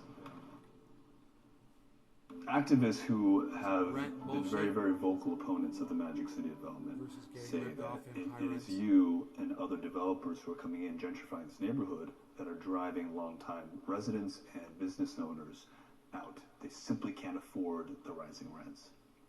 I don't agree with that. I don't think it's true.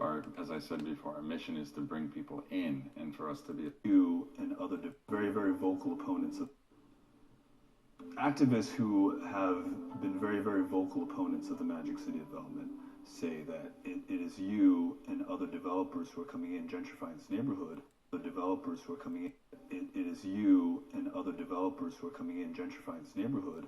It is you and other developers who are coming in gentrifying this neighborhood say that it is you and other developers who are coming in gentrifying this neighborhood say that it is you and other developers who are coming in gentrifying this neighborhood say that it is you and other developers who are coming in gentrifying this neighborhood say that it is you and other developers who are coming in gentrifying this neighborhood that are driving longtime residents and business owners out.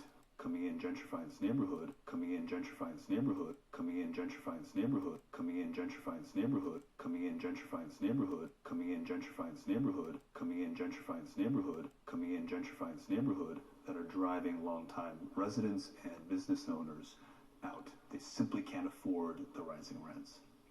I don't agree with that. I don't think it's true. As I said, I don't agree with that. I don't think it's true. I don't agree with that. I don't think it's true. I don't agree with that. I don't think it's true. I don't agree with that. I don't think it's true. I don't agree with that. I don't think it's true. I don't agree with that. I don't think it's true. I don't agree with that. I don't think it's true. Bro, the plans of your gentrification to get rid of the poor and make projects for wealthy are right behind you. I don't know if you realize this, but we can all see it. It's literally on the wall right behind you.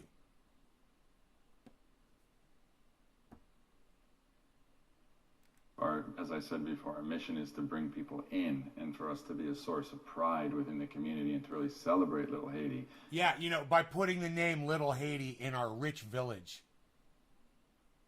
We're going to call our village Village for Rich People Who Can Only Afford Rich Things, Little Haiti. And, shouts out to the little Haitians that built all this. We love y'all. Bye. Thank you. It's almost like when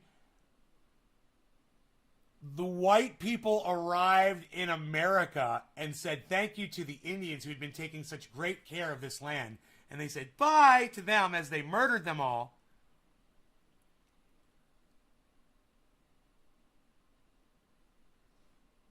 And worse, and then lied about it up until still to this day. They're doing the same fucking thing. Bye. And the truth is a lot of these residents were moving out even before I came into this community. So there haven't been any new buildings built here.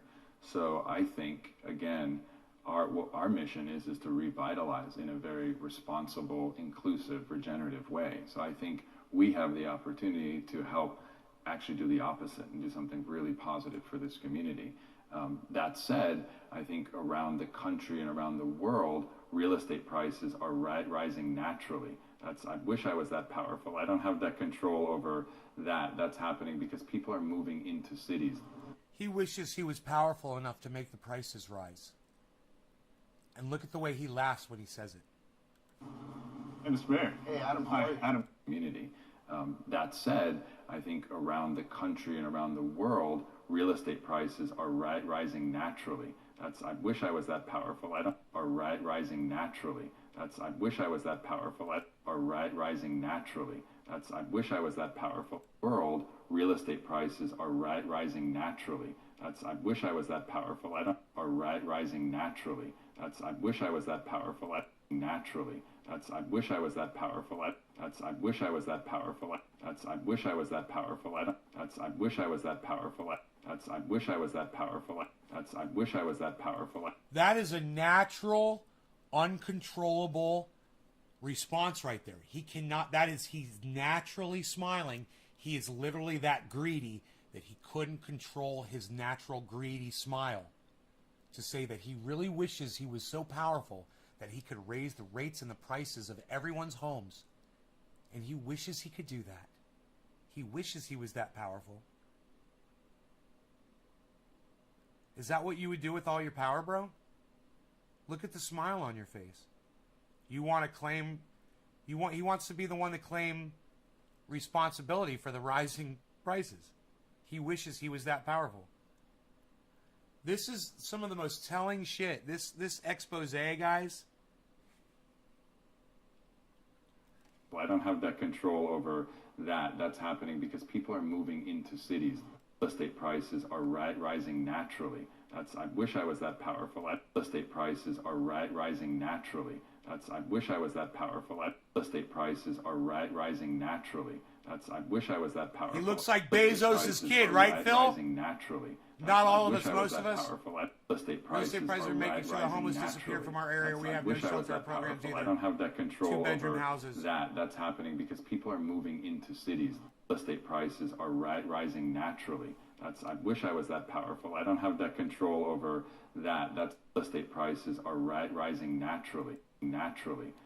Rising naturally. Rising naturally. Real estate prices are rising naturally. Real estate prices are rising naturally.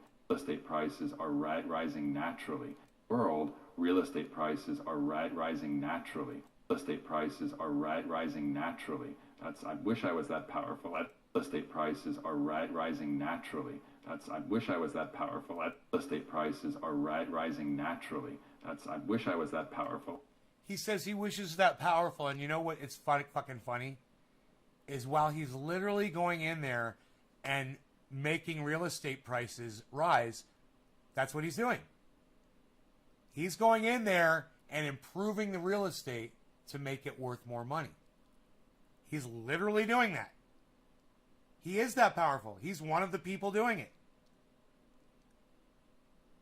He is that powerful. That is exactly what he is doing. He is so exposing himself with that stupid, toothy Joker grin on his face right now. That is a natural response right there. That he couldn't hide it from anybody. Well, I don't have that control over that. Yeah, you don't have the control over your fucking smile. Your greedy little fucking serpent smile, motherfucker. That's happening because people are moving into cities. Hey, Mr. Mayor. Hey, Adam. Hi, Adam. Great to meet you. Nice to meet you as well. Thanks so much for coming out. Thanks for having me. I'm told that this is like the place to eat in Little Haiti. Chef Creole. Yeah. As a Republican, I bet it's Miami's amazing. Mayor Francis Suarez has been praised for facing the realities of climate change head on, but admits that climate gentrification is an equal. Phil Lighty says he has "fuck you" in the ass without Vaseline all over his face. I know, right, Phil? Look at his head shake, right? Naturally. I know, right? Naturally, DC. We've been seeing this push out in the Midwest since the 1890s. He has... Okay, look at Chinatown. They forced out thousands with no problem and still raising rates right now. Equally unstoppable force. We were driving around parts of Miami, wealthier parts of Miami, that are flood prone. Yeah. And I can't tell you how many for sale signs we saw on lawns. Are you seeing a mass exodus of people? No, what we're seeing is a baby boomer generation that is basically deciding that they, rather than deal with a resiliency issue maybe on an individual homeowner level, they want to live in a condo in something that has generated power, where the homeowners association, the condo association is going to deal with the climatic issues that's built at a higher elevation. And then also what we do are trying to protect against is climate gentrification.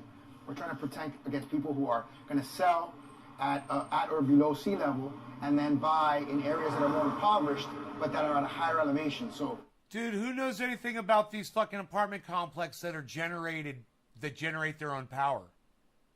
What's that all about? And how long will that last for? I mean, how much fuel, how many people are you providing power for? Is he talking about a diesel generator? Or a gas generator? Running on gas? What if the gas line breaks? You know? Is it natural gas? What is he talking about? Does anybody know anything about these places? Let me know. Did I lose you guys? Because I lost a bunch of viewers. I don't know what happened there. But isn't that happening right here? Absolutely, it's happening here in Little Haiti. It happens in Liberty City. It happens in a lot of the communities in our city. How do you fight that? It's hard. You know, we actually what we do is, hey chef, how you doing? Good to see you, brother. Good to see you too. Looking good. No, you're looking sharp. I try. Your timing is perfect. We were just talking about the neighborhood and all the changes that are happening. Right. You've been here for a long time. Well, I've been here for 27 years. What sort of changes are you seeing? 27 years. The acceleration from the time I've been here in the last 5 years is astronomical. And you know, you're talking about a community that has been in existence for 40 plus years from exile. Yeah. And now they're being displaced. It is tough. I mean, 10% of us are going to make it. You know, 10%. 10% of us will be able to make that transition. And everyone, And this is a man that owns his own restaurant, and it's one of the most popular restaurants in the area. And he is that in touch with the community and that honest to say, only 10% of my community is going to make it. You guys, that's fucking devastating. It's devastating for him. Every person that he knows, they're all going to be gone, man. They're going to be replaced by baby boomers that want to live in high rises. The 90%, you know, they just got to find a goat and escape with it. That's just the way it is. It's just the reality. To me, it's like a perfect storm. You have climate change, and then you have, this is an opportunity zone. You see what I'm saying? Like, I mean, he literally said generated power. He said they want to move into these apartment, into a high rise with generated power. I want to know what the fuck he's talking about. El Nino effect. You know, for lack of a better word. Well, I got to get back to work. Good to see you, brother. Love you, as always. Take care. When you talk about Miami, what makes Miami so unique and special is that it is a patchwork of communities from around the world. Many, unfortunately, who came as refugees. Yeah. And when you look at Little Haiti, this is a place that has a lot of history and a lot of culture. What do you think the future of this community looks like? I think this community is one of those communities that's in danger, you know, like a Little Havana and like the West Grove. I think it's a community, you know, there's so much interest in our city from so many outside factors that it's hard, like you said, and like the chef said, to prevent it all from happening. And so, as he said, we're doing the best that we can with the resources that we have to try to give people an option. And the option is, we'll give you the money to redo your roof. Do you guys see that? They've got a whole fish in front of them. Or to redo your storm, you know, your windows so that you can make the home more resilient, more resistant to climatic events. And you don't have to sell your house. You don't have to move out. I mean, the problem... Dude, look at that fucking fish sitting on his plate. Look at this fish right here. What is that, like a flounder? Dude, what the fuck is this? What did he order, man? Here, though, is that many people are renters. Yes. It's a huge They have no percentage. choice. They have no choice, you're right. And that, by the way, that's an increasingly large percentage of some of our neighborhoods in Alapata. What do you mean you're looking at the menu? You go to look at butts, and the butts you see scared shit. Apartments. Okay, I'm looking at the menu. It looks wild. That's Snapper. You went on the internet and looked it up. It's Snapper. Market price. Huh. I've seen studies that show 80% of the neighborhood is renters. So certainly those neighborhoods are at higher risk. God damn, that's a huge fish, man. With the goddamn whole fish. I had You this, kept everything. this morning, yeah. I had a lot of paper that they put it before This is the lawyer that she sent the paper to me. She said she sent this paper. This is the lawyer. That's all from the owner? Yes, you see? A law paper. And this is another paper, 5 days. You are indebted to me in the sum of $1,816. Yeah, they said I owe today all the money. The amount. Yeah. So you've been paying you've continued to pay $500 after they raised it to $750, and they're calculating the total of all the deficit payments. They raised it from $500 to $750, man. Yes, I don't owe nothing. I pay my rent normally. Hey, what about raising it from $500 to maybe $535? What the fuck is that crazy shit? These people are fucking monsters to do this to these people. You know, the least they could have done for these people was leave them where they are and not touch their fucking rents. And do whatever fucking projects you want to do, but leave these people where they are and let them live in their homes. And, you know, and if you want to build other homes somewhere else nearby where they want to move into, great. But at least don't fuck with their rent. What is wrong with you guys? Are fucking doing this intentionally? You guys are monsters.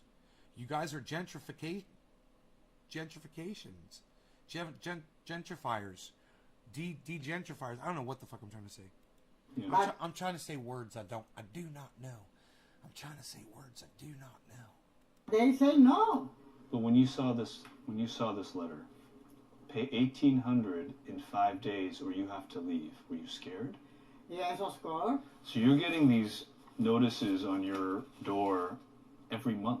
No, every day. Every day? I know. 2 times a day, 2 times a week, 2 times a week. Ooh. It's scary. Yes. If you didn't have the lawyer, where would you be right now? I don't know. Under the bridge. Every single person who stood up and said, I am not paying this rent increase, received an eviction. So there have been approximately 100 evictions that have been filed against the residents since the new park owners have taken over. There are many families who have left the park. They either sold their homes to another family and just left, or in some cases, I've heard that they just turned in their titles to the park owner, and because some debt might have wrapped up they couldn't pay, they chose to leave. You say you don't want to evict people, but in the past year, the owners have sent out over 100 eviction notices. So Yeah. how do you square that? Easily. Sometimes, what's the expression? The grease, the squeaky wheel gets the grease. We've sent, prior to that, we sent letters out. Almost every one of those evictions has been resolved. I doubt less than 10 people have been evicted from the premises. I think anyone who's rented a unit before, apartment or home, knows rents are going to go up over time. 5%, 10% year over year. Totally normal. But when we're talking about a 30% or a 40% increase over the span of 1 year, that smells like something else. That's not a typical rent increase. No, it's not. I agree. What you have to look at and what we've submitted, just so you understand the process. Cheers. The judge's job in this case is not to say, I like the landlord better than I like the tenant, therefore I'm going to do that. And he's not going to look at a lease and say, well, you all sign leases. He doesn't have to do that. His scope is market value. What is the market value of that trailer home in today's market? Just the dirt of the land itself is worth, far more than the original owner could ever have imagined, 50 years ago. You're talking about, $1 million a square foot property here. Now, $1 million a that's not square to foot. say, over the next 3 years, No we way. continue to do these 30% increases. That's not our plan. It was a one shot to cover the millions of dollars we had to spend to fix that place. All those trailers, I don't know if you've been to the park, they're painted. We supplied the paint. And we supplied, some of them, we supplied workers. All of the repairs that they needed, we supplied. So the plan is in the short term, I say the next 10 or so years, is to develop. Billy, that's not. They're not losing these homes. They're not in the. They're not. I don't understand why you're asking me about the storage company in relation to people's houses. They've got nothing to do with each other. Number one. Number two. Yes, my company does raise rates when the economy dictates that, but my company keeps it fair because we have competitors that do the exact same thing.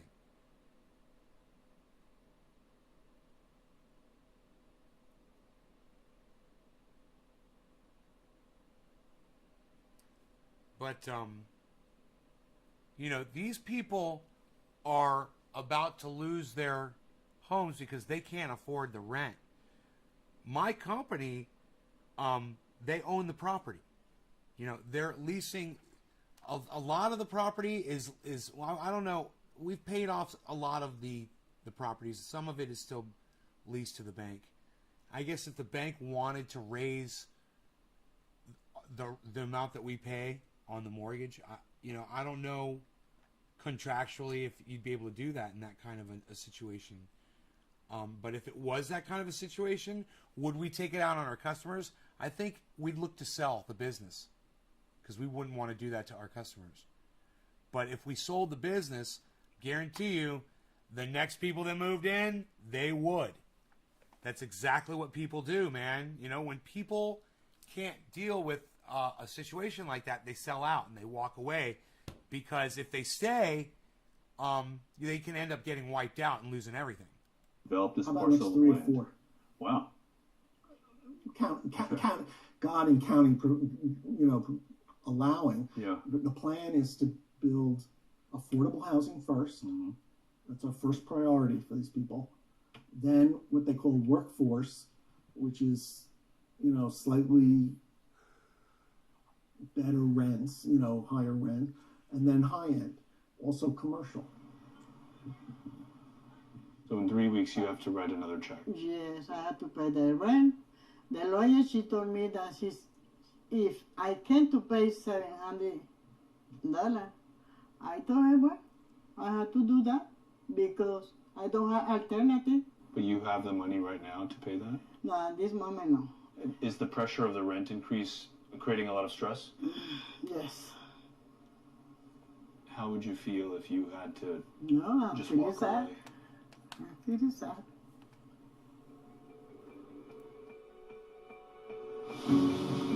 When most people think of climate change, Car they salesman. think of stronger storms and rising seas, and figure as long as they don't live directly in the impact zone, they're safe.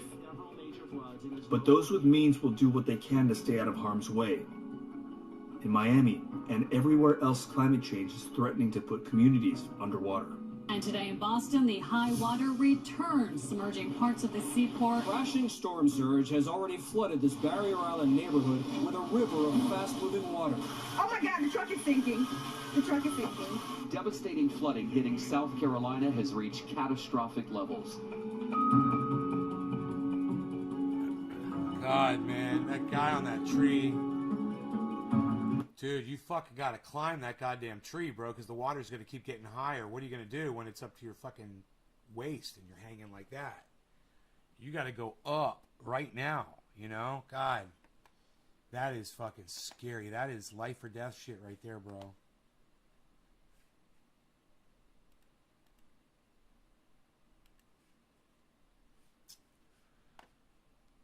Man. Anyhow, Treasure Coast, it's totally crazy. Yeah, man. It's climate change, man. We've got a lot to deal with, man. We got a lot coming up. We're dealing with a lot this hot season right now, and it's all converging at the same time. You've got a hurricane moving into Florida right now. You've got fires all over the West Coast right now. Any other climate, that's going on in the middle of the country, I'm not aware of. But those birds are on my goddamn raspberries. I gotta put chicken wire over that. It's all contributing to each other.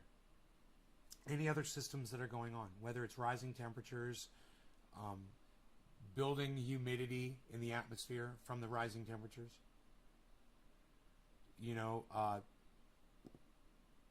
so much bleaching coral, acidification in the ocean.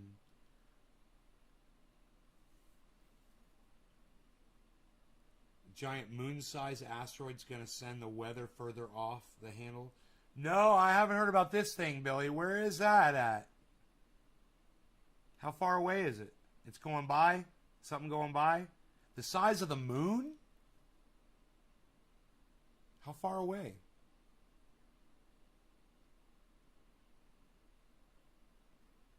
The country of Haiti is under state of siege. There's a bunch of fighting because they killed the president. Wow, is this going on right now? Is this like breaking news, bro?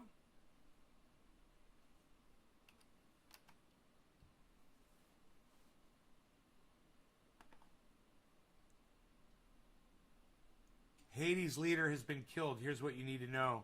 State of siege declared. Haiti's first lady was shot and is in treatment. Thousands flee violence in Haiti's capital. Oh my God.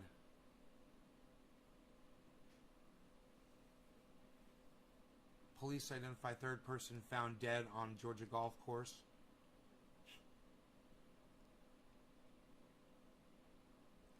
Microsoft issues urgent security warning. Update your PC immediately. Trump is suing Mark Zuckerberg and Jack from Twitter. What? Fuck you. You broke their rules. Terms of service, bro.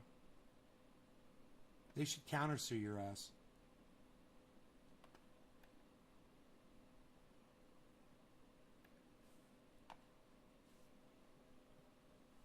Microsoft is urging Windows users to immediately install an update after security researchers found a serious vulnerability in the operating system. The security flaw, known as Print Nightmare, affects the Windows Print Spooler device. Researchers at cybersecurity company Sang4 accidentally published a how-to guide for exploiting it. Microsoft has issued an urgent warning. It wants... God, shut up, you stupid fucking computer. Oh my God. Users to install their update immediately. Okay, so Jen, they found some kind of vulnerability in the operating system. Who does this apply to? Anybody, if you've got Windows, so you want to immediately install a security update. Sometimes that just means you can reboot and your computer will do it yourself, especially if your computer is even saying to you, it wants to update. Can we update now? That's what my computer was doing this morning. Microsoft just put out this urgent security warning after they found this vulnerability. Think of it as like a backdoor into the software. I like to say that, and a criminal can just break right in. This one is called Print Nightmare. And worse, it sounds like, researchers accidentally published a how-to guide for hackers to get right. This one is called Print Nightmare. And into the software, I like to say that, door into the software. Think of it as like a backdoor into the software. I like to say that, and a criminal can just think of it as like a backdoor into the software. I like to say that, think of it as like a backdoor into the software. I like to say that, think of it as like a backdoor into the software. I like to say that, think of it as like a backdoor into the software. I like to say that.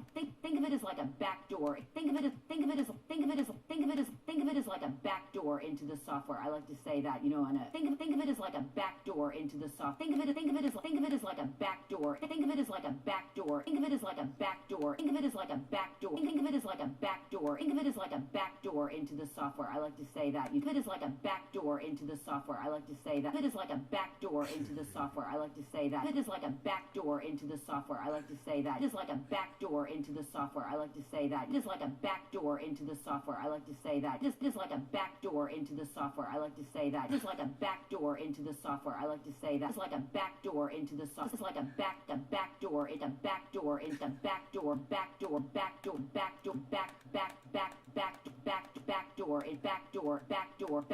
into the software. I like to say that the software. I like to say that software. I like to say that. I like to say. I like to say that. I like to say that. I like to say that. I like to say that. I like to say that. You know, and a criminal could just break right in. This one is called Print Nightmare, and worse, it sounds like researchers accidentally published a how-to guide for hackers to get right through that back door. That means they could take over your PC and do She some likes to say serious that. damage. Right through that back door. Get right through that back door. Get right through that back door. Get right through that back door. To get right through that back door. To get right through that back door. To get right through that back door. To guide for hackers to get right through that back door. Guide for hackers to get right through that back door. For hackers to get right through that back door. For hackers to get right through that back door. For hackers to get right through that back door. Right through that back door. Right through that back door. Right through that back door. That means they could take over your. To get right through that back door. I need a fucking bong rip. This is so fun. I'm having so much fun right now. Windows 10 Cheers. and Windows 7.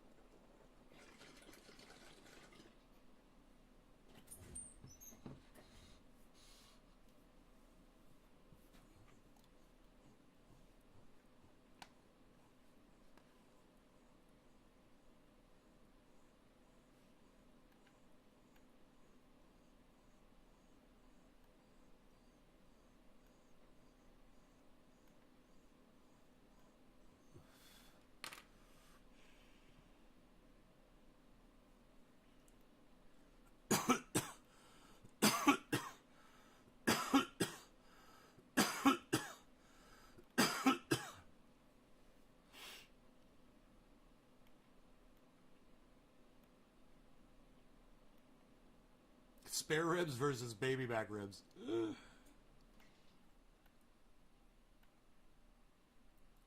Moment of clarity with Lee Camp and Aaron Mate. I love them both. What do you guys say? Full screen? Hey everybody, welcome. Welcome to Moment of Clarity. Please take a second to share this and click the thumbs up and all that good stuff. Got a great show for you today, and I think you know that, so thanks for being here. I appreciate it. For those of you guys who don't know, this is Lee Camp, Government Secrets with Graham Elwood. Lee Camp, redacted tonight. Russian TV, Lee Camp, stand-up comic, friend of this show's. We've interviewed him, and he's told me he'd come back on if I want to have him. I'm also live on Rockfin, rockfin.com/LeeCamp. Oh, and if you donate in the Super Chat or any of that, all of that goes to people who are struggling. We give it all away. So if you donate in the Super Chat, if you donate on Venmo at Lee Camp, or if you donate on Rockfin, all of that goes to people who are struggling, people who need a leg up. And if that's you, you can email commoncensored@protonmail.com. Wait. So for those Wait. Let me ask Billy. Hey, Billy, is it okay if I play Lee Camp, bro? donations, thank you. All right, well, let's get into it. He probably doesn't need much of an introduction because you guys know him. He does great independent journalism. I've referenced his work endlessly on Redacted Tonight and on Moment of Clarity and whatever platforms. And yeah, there's a lot of new stuff to talk about. So I love you, bro. Aaron I love Monte. you. You know that. Hey, man. Hey, Lee. Hey, Aaron. Thanks for being here. I appreciate it. Aaron. Hey, you mentioned journalism. I'm almost forgetting what that is. No shit, right? It's just Twitter spats, right? I have spent an ungodly amount of time. I can make it look like I'm there with them. Media spats, but that'd be funny. I mean, well, at times you're doing videos and you're actually breaking it down, and that is very important. But at other times when you're literally dealing with assholes on Twitter, I'm like, thank God for Aaron. He's doing the Lord's work. The Lord's work. I don't know about that. I don't know about that. So, if I meet the Lord one day, if there is a Dude, Lord, I'm so happy to be listening to both of these guys talk to each other because I love them both. This is fucking 7 great. hours out of a day fighting with people on Twitter. I Thank don't you know for if arguing with Ryan Grimm on Twitter. Yeah, maybe. Look at how real. Look at the T-shirt Aaron's wearing. I love this. The Young Turks thing kind of out of the way. I mean, Dude, look at what Aaron Mate is wearing. This loose fucking T-shirt, so laid back. He's got fucking like magazines behind him, a little magazine holder. It's so fucking funny. I love this shit. He's got a little desk behind him. And I know I haven't spoken to you since it started. It's been a while. Wasn't it funny that the guy was like, put some books behind... Excuse me, guys. I don't know what the fuck's going on inside here. Put some books behind you. Top of the hour. Cheers. Put some books behind you in your podcast. I'm like, dude, I love when people like Aaron Mate put the books that they read behind them so I can see the kind of books that they read. It's very intriguing to me. I'm always checking to see what kind of books everybody's reading. There's nothing wrong with that at all.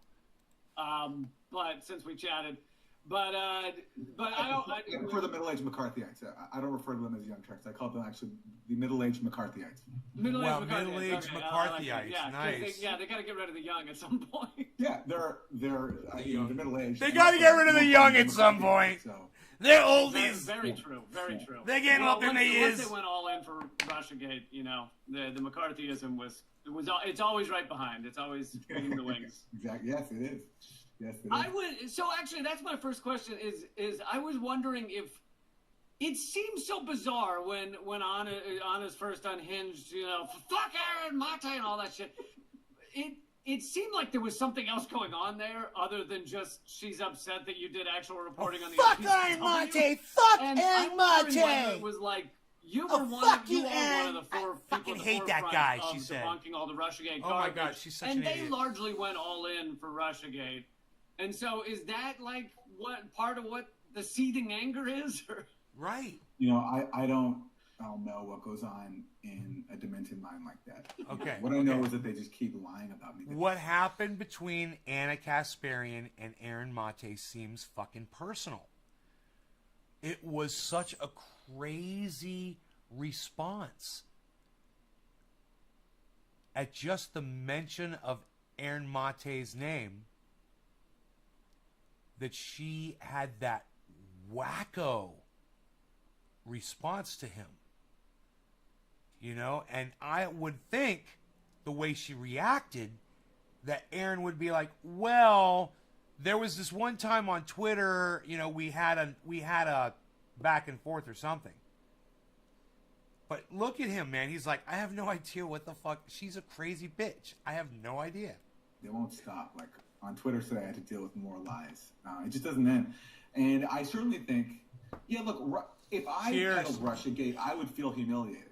Because we're talking, what are we talking? We're talking about the dumbest conspiracy theory of all time, and a ridiculous media frenzy where, like, all of a sudden, Russian social media bots and allegedly hacked emails are turned into like the greatest threat to the U.S. since 9/11. I get it now.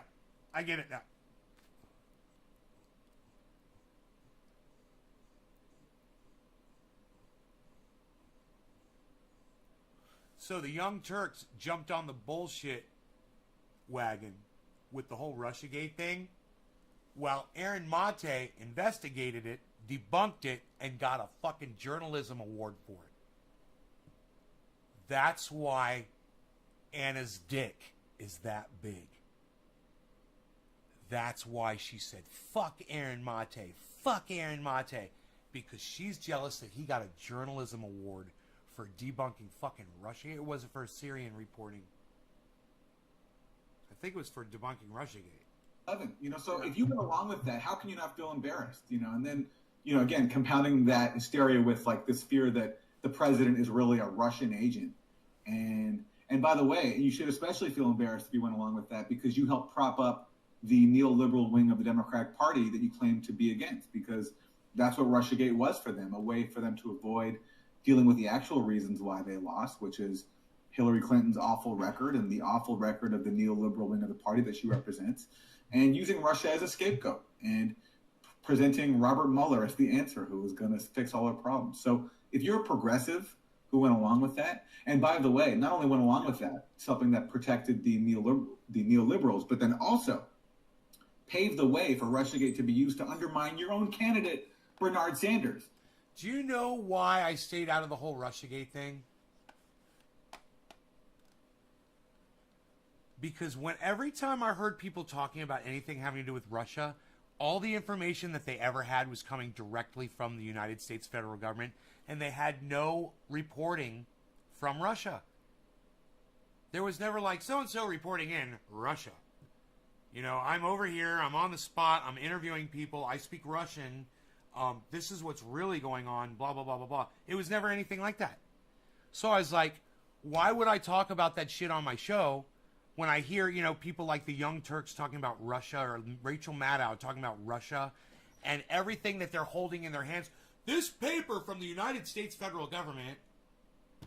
And I'm like, what do they know about what's going on with Russia?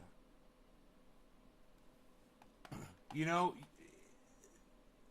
I always could see that there was some kind of bullshit behind that, and until I see evidence of something, I usually don't even talk about it.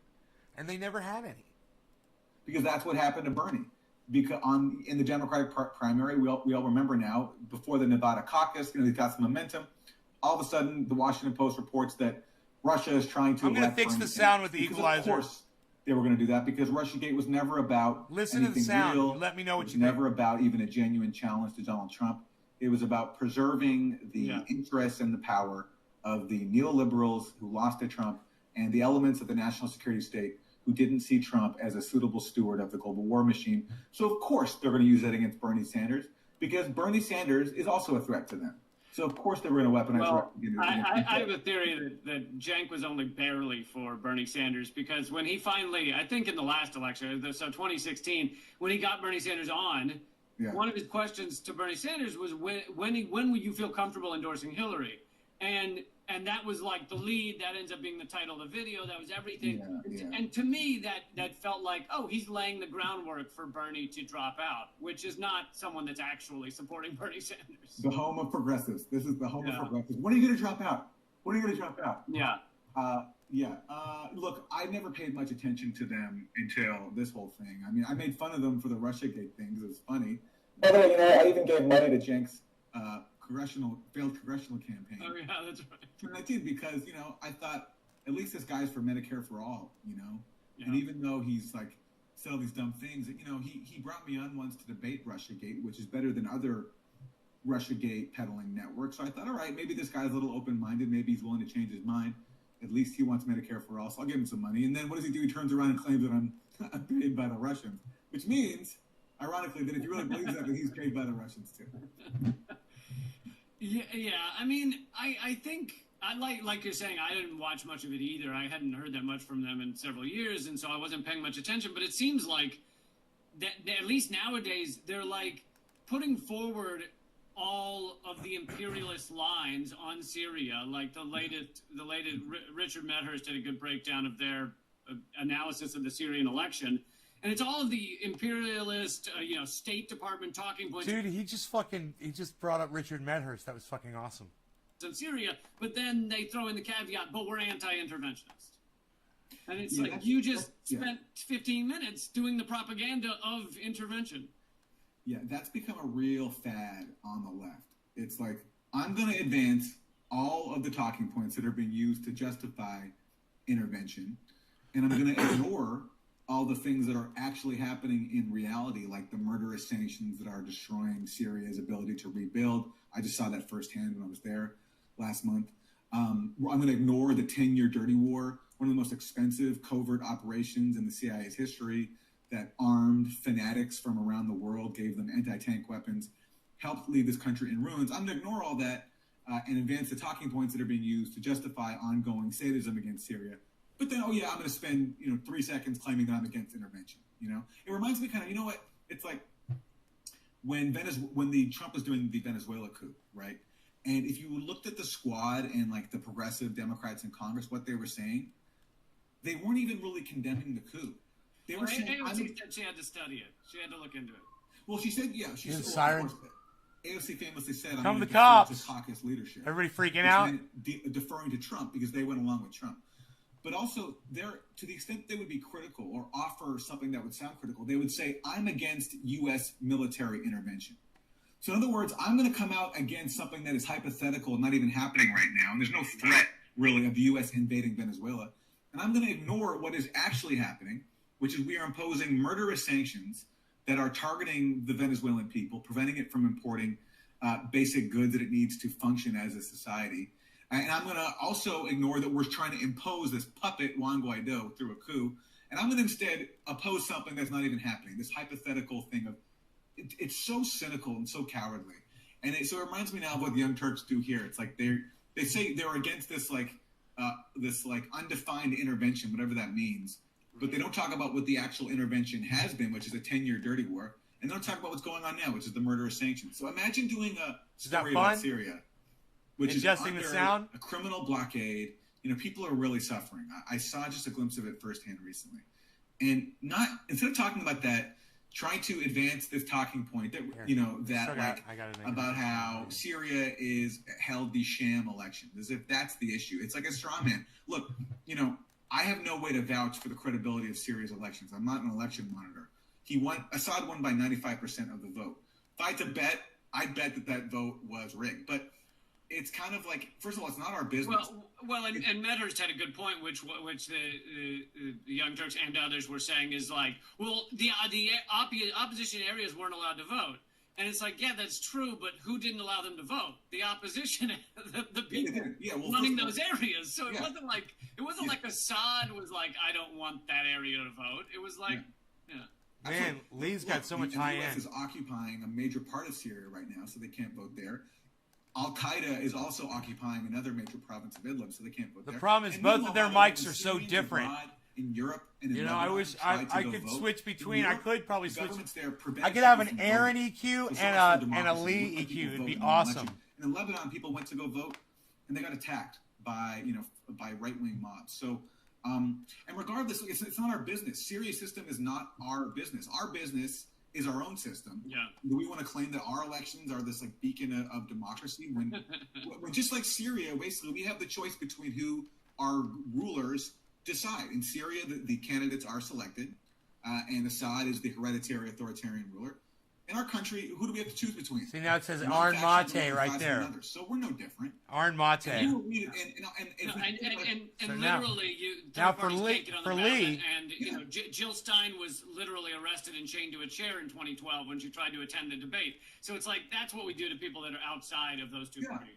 Yeah, and we have to judge. So then for Lee Talks, within its own context. When Lee Talks, we'll do this one for now. Under a Save has its own Lee history, Camp. which is different than ours. So you can't judge every single system equal. You can judge people in the context of their region.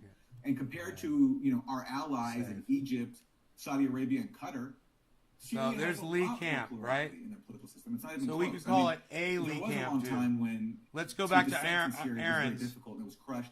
From what I was told when I was there, it's opened up a little. There's Aaron's And EQ. I haven't investigated enough to fully vouch for that, but that's what I was told by people who I trust. So every place has to be viewed in its own context. And again, if we hear about authoritarianism in Syria, there's a really easy solution.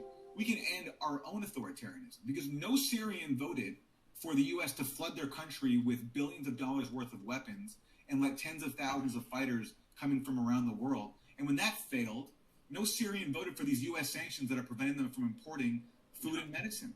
So really, actually, and people may disagree with this, but I think it's not even close. The most extreme form of authoritarianism right now in Syria is the U.S. authoritarianism. Because in Syria, that's their own system.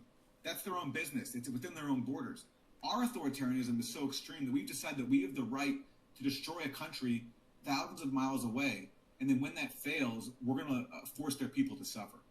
So now we'll go to Lee Camp. If you Camp. wanted to believe every propagandistic line about Assad or about Syria, Okay, how he's does Lee that Camps. justify killing children and elderly with sanctions? No,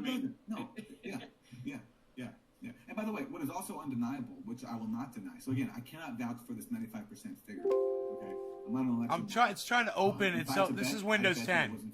But this is Windows 10. Every time the fucking video covers up my equalizer, it tries to reopen the equalizer just when I try to see it on that screen. It is so stupid. So I'm moving it off screen so you won't see the EQ anymore, but I'm going to make some more adjustments. It's going to be interesting. You'll hear me flipping EQs. I'm going to change Lee Camp's name to A. Lee Camp, so it's right by Aaron's name, so I can easily switch between them. It's undeniable that Assad has popular support. And you only cannot process that fact if you're a Western chauvinist who doesn't realize that Assad always had a strong base of support, even from the start of this whole thing. He protected the rights of Why does the religious EQ minorities. disappear every He time also I make stood a up for shift? Palestinians and was a symbol of The resistance. fuck, dude? That's fucked up. In a region that is dominated by the U.S. and Israel. The whole in a thing country with a lot of disappears when rich I just history and change pride. EQ. That means something. So Assad is the face of a government. And he's not just one person. He's the face of a state. There's corruption there. There's plenty of problems there. People have criticisms. But this idea that Syrians wanted to live under the rule of Al-Qaeda or ISIS or Jaish al-Islam or any number of other I of these clicked sectarian save. death Are you squads sure? is just, Yeah, it's I'm sure. Pure Western chauvinism to deny that. And after they've defeated that, fucking idiots. After a 10-year dirty war, which they defeated, there's a lot of pride in the fact that they won and aren't living under Al-Qaeda right now or ISIS. There's a lot of pride in that. And so Assad, as the face, as the figurehead of the government that won that war, there's undeniably going to be popular support. And I don't know how much of the country it is, but I saw it in large numbers in Damascus, and you can see the footage from other cities too. It's out there. And it's understandable, especially after what they've just been through, this awful dirty war where the alternative to Assad were groups like Al-Qaeda or ISIS. Yeah, that we were funding or propping up in one way or another. So let's move over to the OPCW and your what seems to be a fight with them, although you're really just revealing the truth. And the higher up, I guess Ferdinand Arias just spoke to the UN, and you were reporting on what he said there. And for those who don't know, the OPCW is kind of the global top in terms of analyzing chemical weapons and chemical weapons attacks. And I've covered it many times. You're reporting on the 4 whistleblowers who have come forward and the leaked report showing there was no chemical attack in Douma. But so what was the latest update? So the latest is that Fernando Arias, the OPCW Director General, he went before the UN on June 3rd. And it's just extraordinary to watch this cover-up unfold, okay? You have this thing where the OPCW is in this position where you have leaked reports showing that the original team found no evidence of a chemical attack. You also have leaked reports showing that their superiors took the original report, tried to doctor it, and state the exact opposite of what the team had found, and state that they had evidence of a chlorine gas attack Hey, in Jiggles, Syria. what's up? And now you have the 2 whistleblowers who are demanding to be heard and just demanding a fair hearing for their own evidence, their own findings. And if the OPCW really believed that these guys were wrong, okay, that their conclusions were unfounded, that there was no cover-up, why wouldn't you just let them speak? Why wouldn't you just hear them? You know, what's the problem? Bring them in for a day, let them have a hearing, and then send them on their way. You know, tell them why they're wrong. The problem is they can't do that because the facts here are so overwhelming that A, there was no chemical attack, or at least according to the investigation's findings, there was no chemical attack. And B, there was a massive cover-up to hide this. There was doctoring findings, censorship, sidelining people from the team, replacing them with people who didn't set foot in Syria, having a U.S. delegation come into the OPCW in an unprecedented move and try to pressure the team face-to-face to convince them that there was a chlorine attack by the Syrian government. So the OPCW cannot meet with its own inspectors. It can't acknowledge the facts. So then when you're in that position, when you're trying to cover up a cover-up, it leads to desperation. So first they tried the strategy of making false claims about the whistleblowers, minimizing their role, saying they weren't even members of the team, their role was limited, and that hasn't worked. Now they're being pressured by a group of eminent people. So it's not just, the gray zone calling this out. Now you have the OPCW's first director general, Jose Bustani, the inaugural leader of the organization. You have Hans von Sponik, a former senior UN official. Find the Daniel echo. Ellsberg, Noam Chomsky, Here, people like I'm that. gonna find calling that out the echo in OPCW his room. and just asking them to address the cover-up and issuing a very simple proposal. The proposal was put out this year. If you're so confident in your findings and your investigation, then why don't you let your own scientific advisory board, the OPCW's own scientific advisory board, let them weigh these suppressed findings and meet with the inspectors and see what they say. Okay, but again, the FCW can't do that. So now they have to come up with all these excuses as to why really, like they can't do anything. So Arias came to the UN on June 3rd, and it was this prolonged effort to try to claim that he somehow doesn't have the authority to let basic scientific transparency happen. So he invented basically all these new excuses. He said that the Scientific Advisory Board has no authority to reassess the work of a fact-finding mission, which is not true. I show the regulations in my new report for the Gray Zone, which says that in fact the Scientific Advisory Board can convene working groups to look at specific issues. And what's a more important specific issue than the most internally contested issue in the OPCW's history? So that. All right, guys, I'm going to cut this one. I love you all. Thank you so much for watching. I will see you guys on the next one. This maybe around 4:20 today, my time. So in about 4 or 5 hours, something like that. Love y'all. Take care of yourselves. Be safe. Enjoy the days. And I'll see you over there on Twitter, man. I'll be tweeting in between the shows. So I'll look for you on my 5 channels over there. It's easy to find my 5 channels. Just find my tweets where I tweet to all 5 of my other channels. Then you can follow all 5 of them. All right. Love you guys. Esteban! Bye, guys. I love y'all. It's my 14 solid.